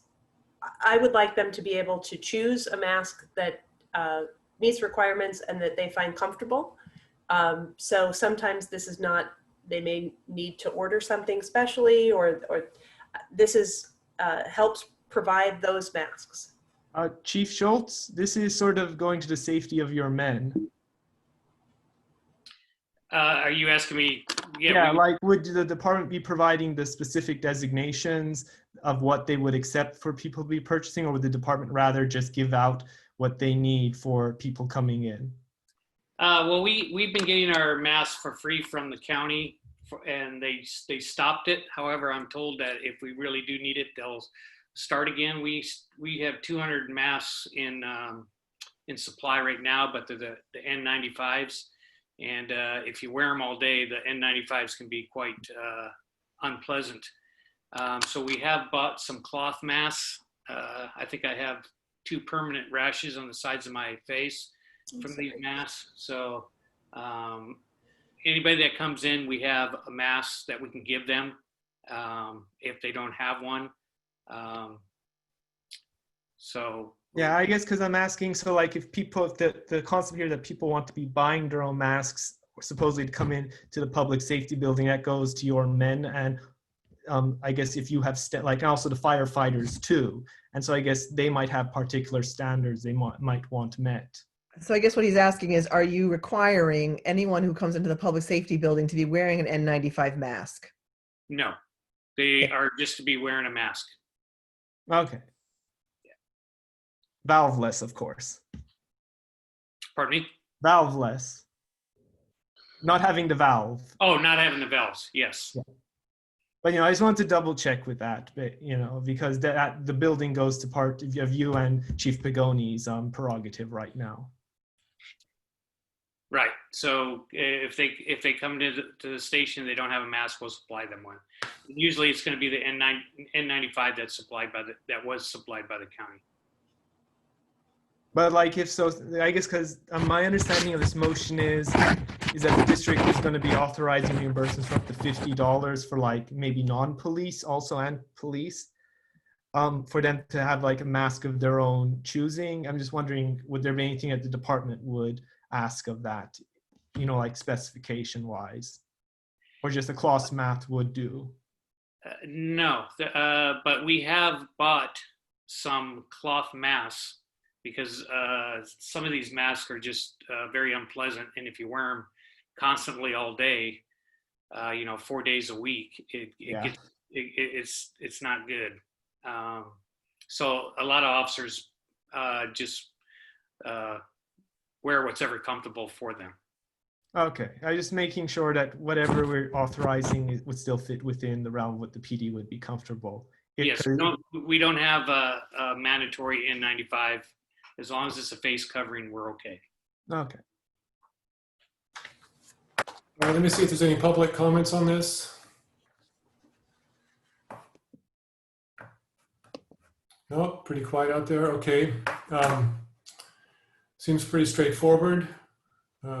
Seems like a good idea, sensible. Do I have a motion?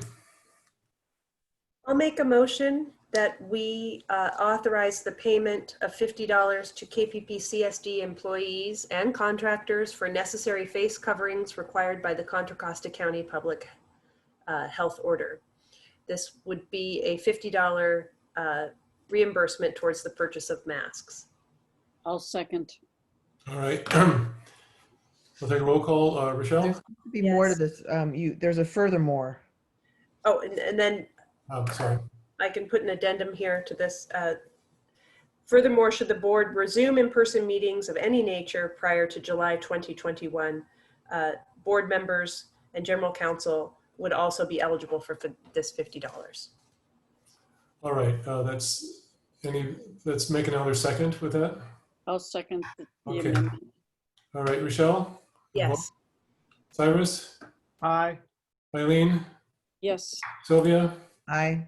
And I vote yes, 5-0. Okay, great. Thanks again, Rochelle.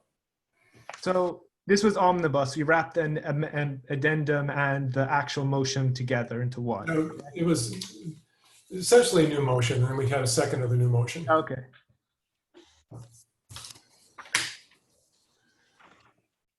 All right, so the next item is social media policy, and after we put this on the agenda, Chief Schultz had some questions about it, some concerns, and what I'd like to do is work with Chief Schultz and probably Ann, and I'd like to ask Sylvia to help me and try to incorporate his concerns into the policy. And so take this off and come back with it whenever we get it ready, because I think there's too much to discuss, and we need to do some research and work with Ann and probably Bill. So as long as everybody's okay with that. Walt, you okay with that? Yeah, that'd be great. Appreciate it. All right. Chris, I'm pretty much fine with it, except I have a couple of comments, and since it's on the agenda, we can talk about it now, whereas I can't talk to you later under the Brown Act if you're working with Sylvia. I'd like to just identify some of these questions that I have. Well, you could also email, but yeah, why don't you, okay, we'll take questions, or let's say comments, and then we'll try to incorporate them. Go Yeah, ahead. and this might go to Walt's comment, but on 3190.3.3, about the middle of that first paragraph, it says individual departments may not have their own pages/sites.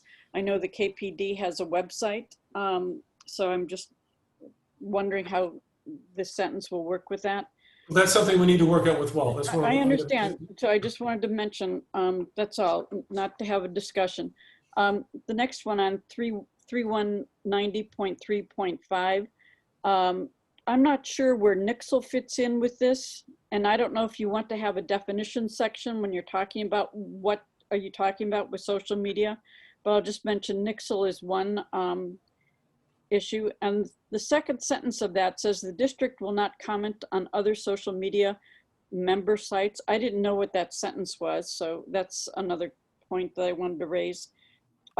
Towards the bottom, the third paragraph C, in about the middle of that paragraph, it says all postings on district social media sites shall be maintained consistently with the Public Record Act. I'm not sure what that means. Provided any material removed from a district social media site consistent with this policy shall be considered a preliminary draft note not retained. I'm just wondering, what if there's something that was illegal that was posted? Is that okay to have that disappear? On G of that same paragraph, district employees may post to district social media platforms only during working hours. Again, I'm thinking about Nixle, and maybe that would, it's probably someone's working hours, but that's just an issue. Page 4, 3190.3.7, the district may invite others to participate in its social media sites. I'm not sure what participation means. 3190.3.9, employees who are not designated by the GM to access social media sites for district business are prohibited from assessing social media. Again, I just don't know what that means. I think those were that was all. Oh, okay. Then page 6, personal information. Well, no, that's just a trivial comment. Don't worry about that. Yeah, I think that's Oh, yeah, page 10, just a couple things that just may be kind of little typos. Cross-border transfer, second line, country in which we engage social service providers all run together. So that was it. Okay. And actually, board members would be free to send comments to Bill, and he could, I guess, collate them and give them to us, and that would probably be a Brown Act safe way of doing it. Looks like there is one public member that wants to maybe weigh in, so let's get that. Julie? Thanks, Chris. And what I have is more of a question, and I know that you don't typically answer questions as part of public comment, so I'll just throw it out there. And if there's anything that you can say, that would be great. I read the staff brief on this, and so I think it's great that you're putting this policy in place. And I'm always curious about First Amendment issues, and I guess if I had the opportunity to ask a question, I would ask if somebody could give a brief explanation about what are the kinds of First Amendment problems that a district could run into with its social media sites, and how does this policy help prevent those problems? It seems like First Amendment rights keep coming up a lot with respect to social media. So that's all I had, and I know that you might not be able to answer that question. Well, actually, I could probably answer it, but it would take a lot longer than we have right now. I think I've spoken with Ann extensively on this First Amendment. I think it's best that when we bring it back, we can clarify that in detail and maybe provide some kind of a supporting document. Because there is a lot to it, and it's not as straightforward as you might think. Well, maybe it is, but it can get complicated. So, Ann, if you're okay with that, next when we bring back the final policy, I think it's best that we can address that at the same time. So, all right. Do we need a motion to take this off, or we just move on? I think we just motion to postpone. You can do it by motion or by consensus. Okay. So if everyone's okay with just bringing this back at a later date after Sylvia Walt and Ann and I work on this, and we'll do that. Okay. Okay. I think everyone's fine with it. Okay. Right, the next is Public Record Act's request a policy. And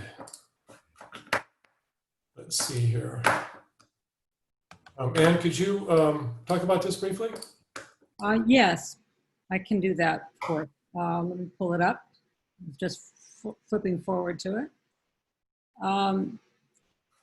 The State Public Records Act request is fairly straightforward in the steps that public agencies need to take to comply with requests for records, even though actually taking those steps is often complicated and time consuming. The steps themselves are pretty clear, and that's what the district has historically done, is follow those steps.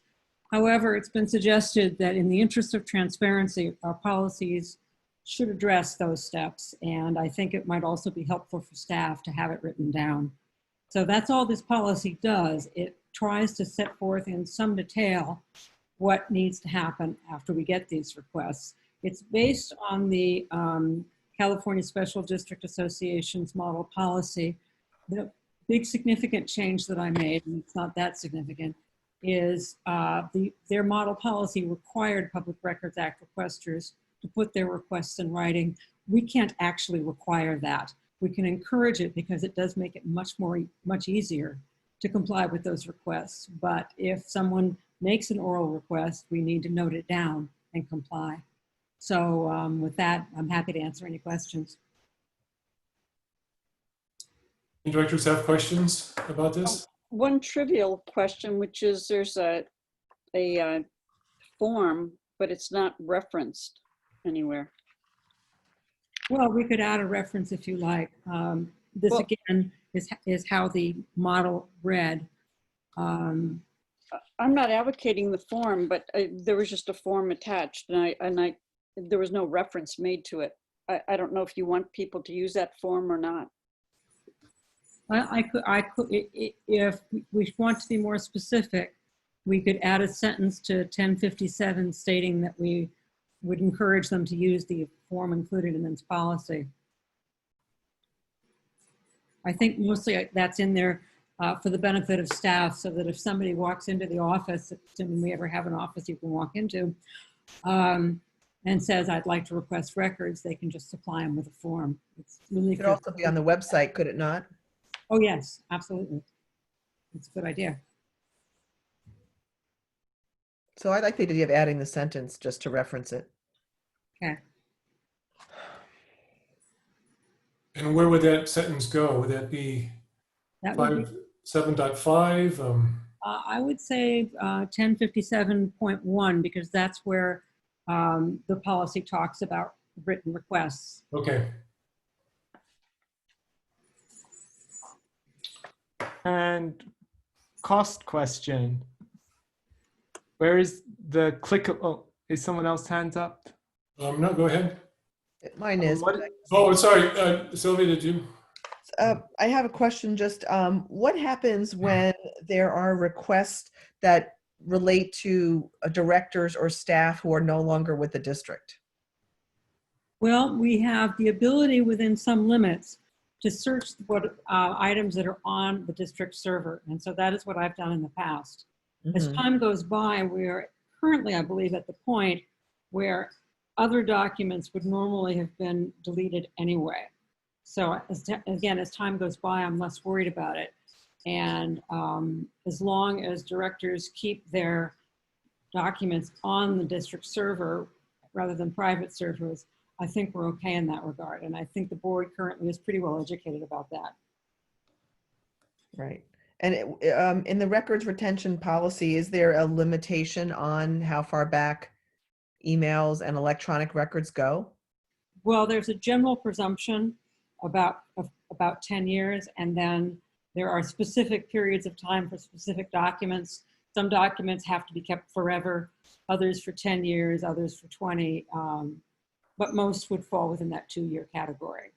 So if honestly, there are some documents that we just don't have access to anymore, but we're not required to keep them at this point. So I consider it rather a moot issue. Thank you. Cyrus? Well, I was wondering, so I'm assuming that digital requests remain free, correct? So yes, I see no reason to impose the cost on this. Now, occasionally people will ask us to print out hard copies. And in that case, there is a charge. We've been asked at times to place documents in chronological order. If we have staff available to do that, which we generally don't, if there are a lot of documents, then we would charge for that time. But if it's I don't think you can charge for staff time in PRAs. You can if they're asking you to convert one form of document into another form. If people, I'm sorry if I wasn't clear at the outset. I'm talking about requests where people have asked A, for hard copies, and B, that the documents be put in chronological order. We're not required by the Public Records Act to put documents in any kind of order. The conversion would not be the cost. What would be the cost is providing documents in chronological order.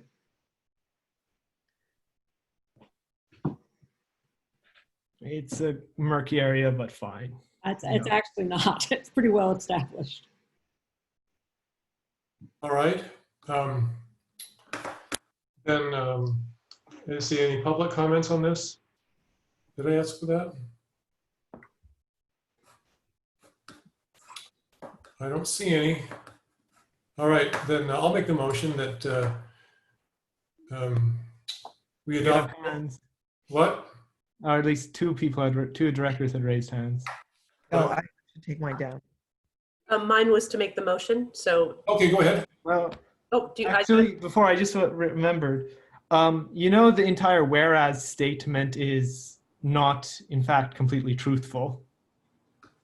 Sorry? For example, policy 3000 is not actually based on the CSDA manual, and the board has explicitly said so as much that they concocted this themselves and had it produced de novo.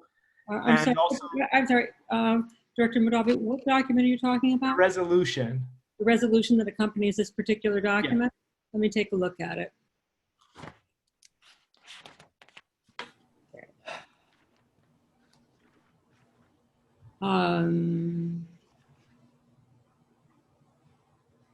Well, the term "all based on" is fairly vague. It doesn't say that they're a verbatim transcript. It says they're based on, which I believe that they all are. No, the policy 3000 was constructed through Sloan Sakai's legal team. Well, you know, that particular recital is not essential. If the board so prefers, it can be removed. And also, this was not put up with the packet on time.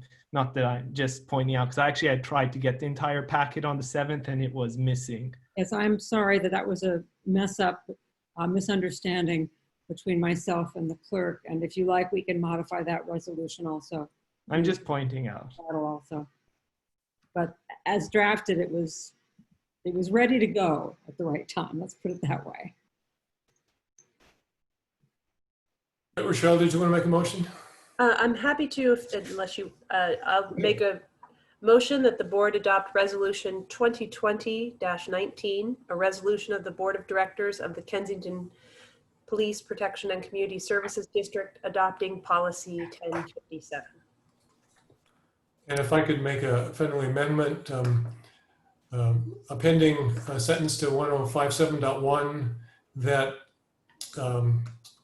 it shall be encouraged to use the request for public records form at the bottom of the policy.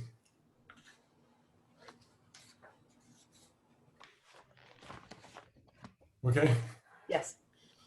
All right. Do I have a second? I'll second. All right. Take a vote. Cyrus?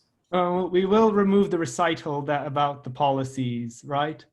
That wasn't part of the motion. Well, you're adopting that resolution, and so I'm motioning that we strike that line in the whereas statements. So you want to have all right, do we have a second to that motion?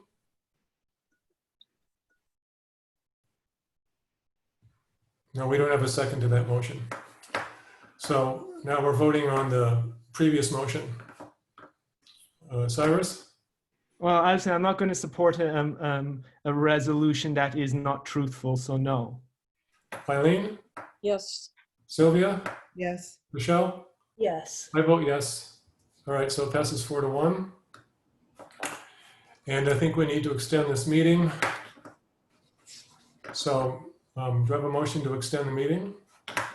I'll move that we extend the meeting to 10:15. Have a second? I'll second. All right. Cyrus? Aye. Eileen? Yes. Sylvia? Yes. Michelle? Yes. And I vote yes. So that's 5-0. We're extending to 10:15. We have, I think, one public comment. I asked for public comment already. And that was, and no one raised their hand. So, and we've already voted on this. So, Oh, wow. You can always revise it if someone has a comment. All right. The next item is the Public Safety Building Status Report. Bill, I'll let you take this if that's okay. That's fine, Mr. Chair and members of the board. In the interest of time, so we can get to your discussion, I won't go through the entire background, which you probably know a whole lot better than I do, but I will focus on what is written in the agenda report as the current update. And this goes to mid-August. As you know, RDC is trying to work with the county building official to get some questions resolved. There were 4 questions initially. They've cut it to 2. The 2 are very critical in terms of the conceptual design, the enclosing the second floor deck and the replacement cost valuation, and the other one is the necessity for an elevator or lift as part of the design. The on neither, unfortunately, has there been a definitive decision by the county building department.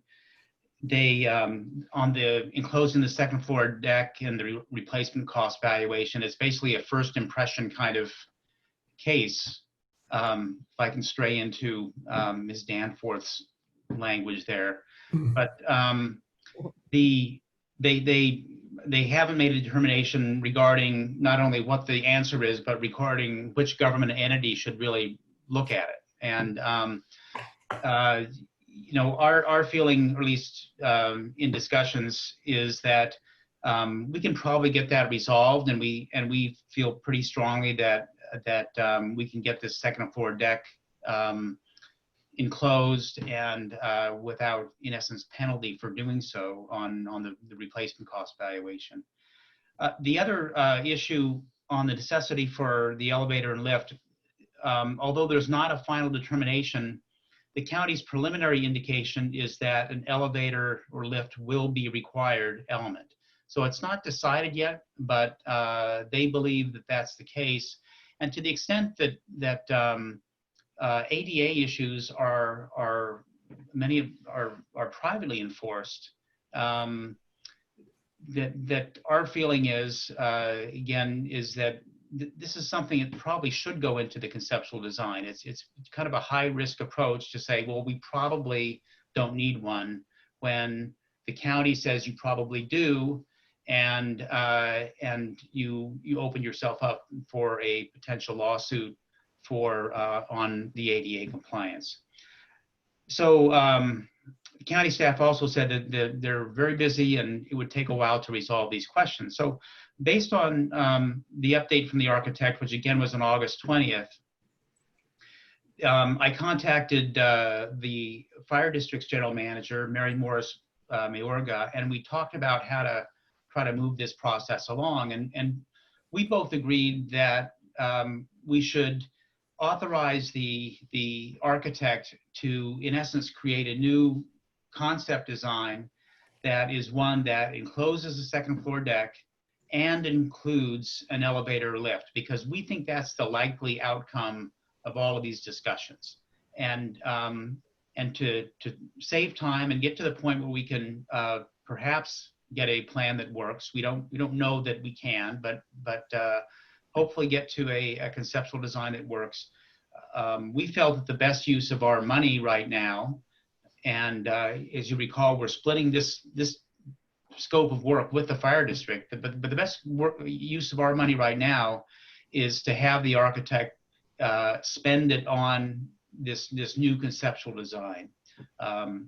And so they indicated that they needed a little bit more money to do that, an additional $6,000, again, divided equally between the fire district and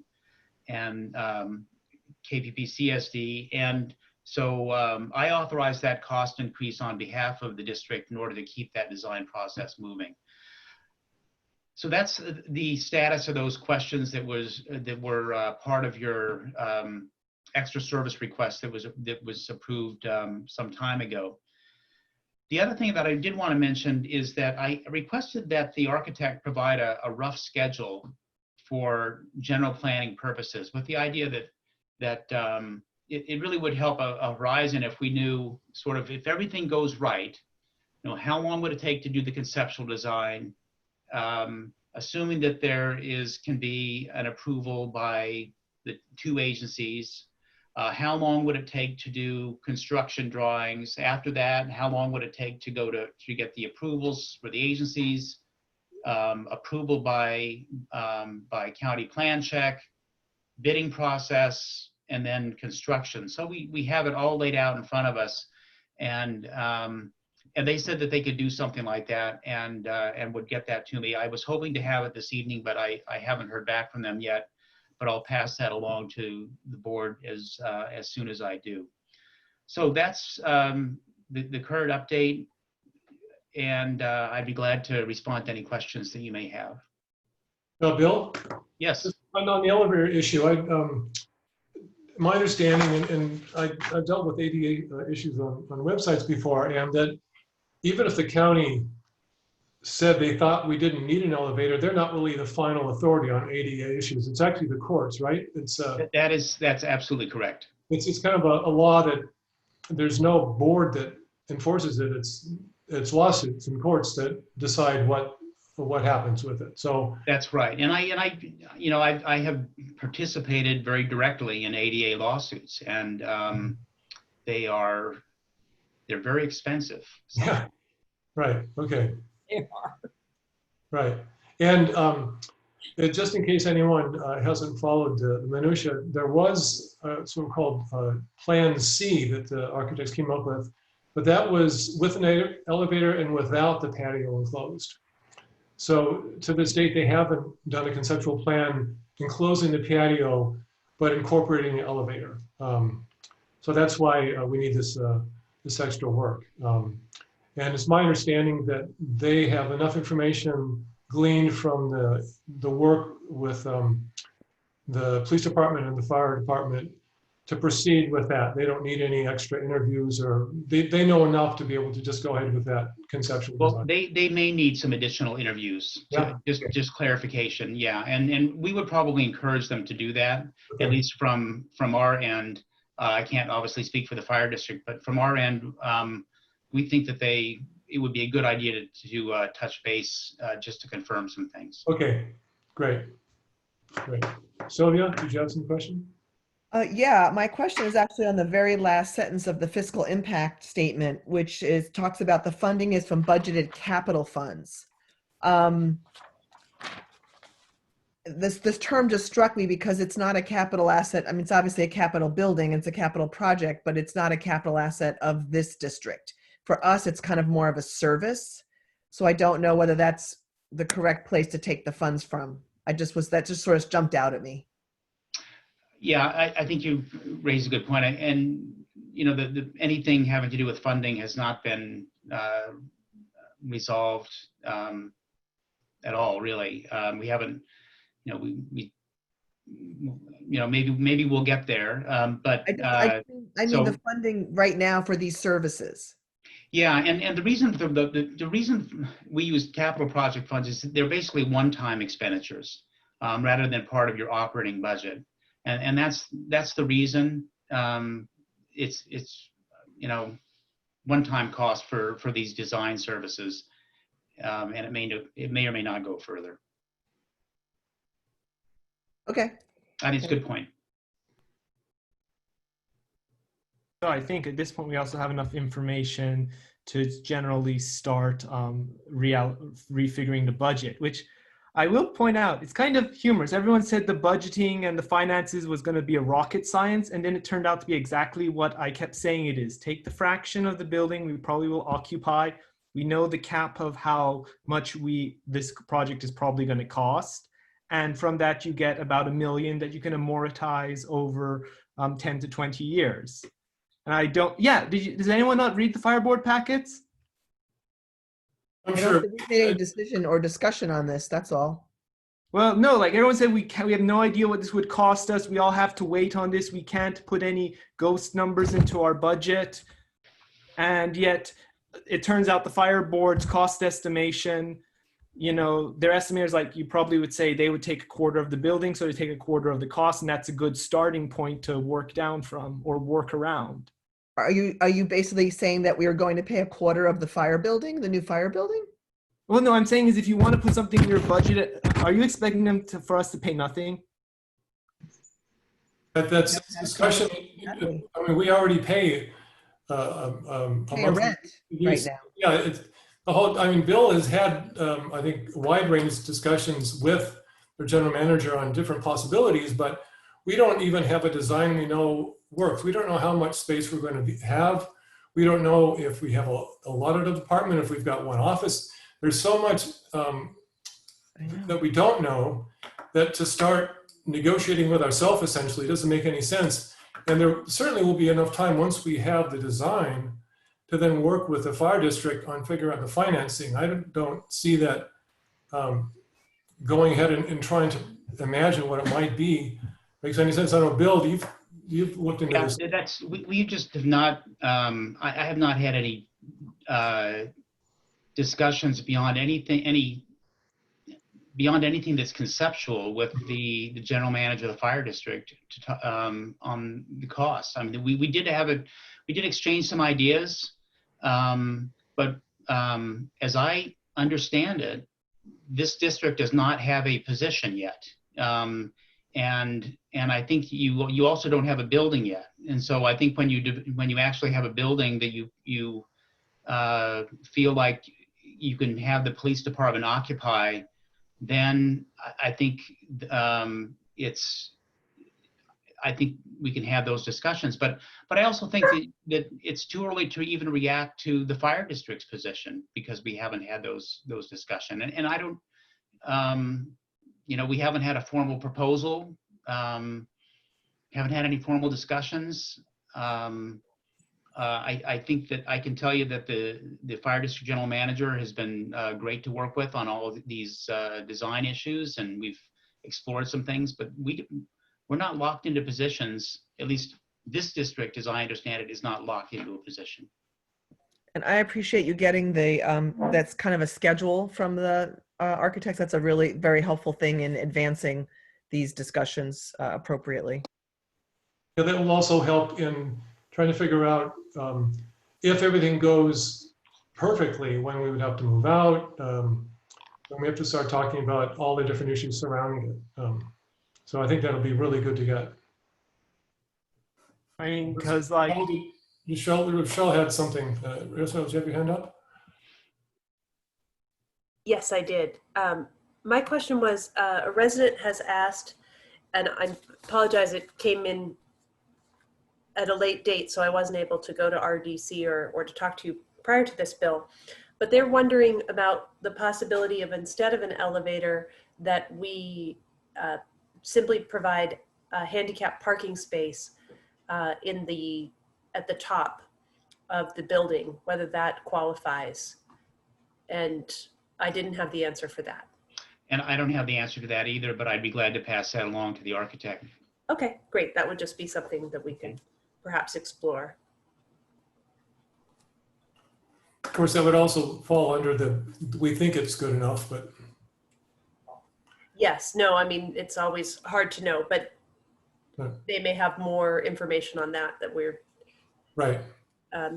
Clearly their accessibility then issues become with whatever space you're going to be using upstairs. Right. So, and that might not, from our discussions with Don Domer and Larry Nagel in the past, Chris, we know that the idea was that firefighters, because they have a yearly physical, they might be exempt from requiring some ADA accommodations. But clearly anyone allowed into any other space upstairs, whatever that space was used for, administrative or whatever, all that would have to function under the ADA guideline then. Right. Okay, great. Thank you very much. Any other board members have questions for Bill? No, but thank you, Bill. Thank you. So let me ask one very simple question. Are we going to be assuming we know nothing about the finances for the next 6 months? We have a finance meeting currently scheduled for October 20th. There may be more information that at that time we're prepared to present to the finance committee or this board. Yeah, and I guess what I would say, Director Modavi, is that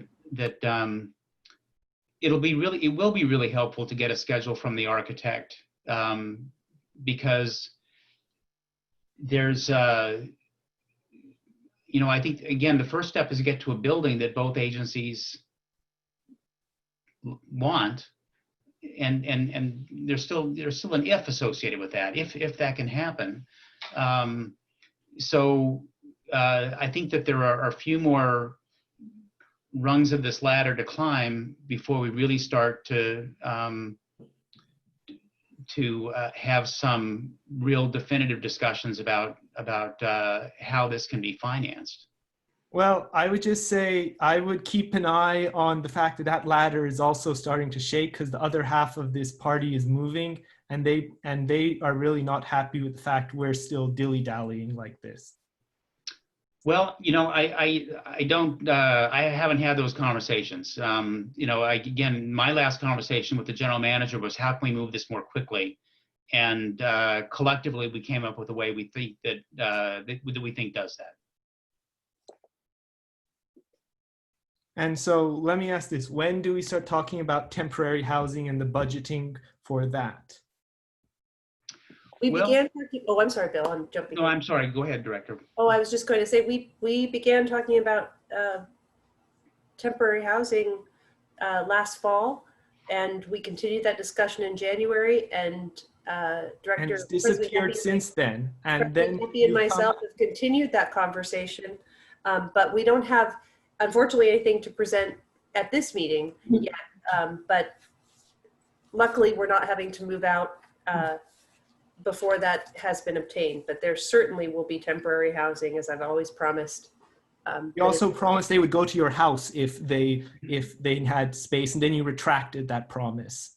That was you took something literally, unfortunately, that was never meant to be taken. You formally said that as a board member to another government board. I'm sorry, unfortunately. Mr. Chair, can I? I'll just move on. Go ahead. Can I just weigh in a little bit on this to respond to Director Madavi's question about the? Sure. First of all, you have directed, this board has directed that this public safety building item be on your agendas each time. So that means that when it is at a stage to talk about temporary housing, you will have it on the agenda, and the discussion can be directed to that.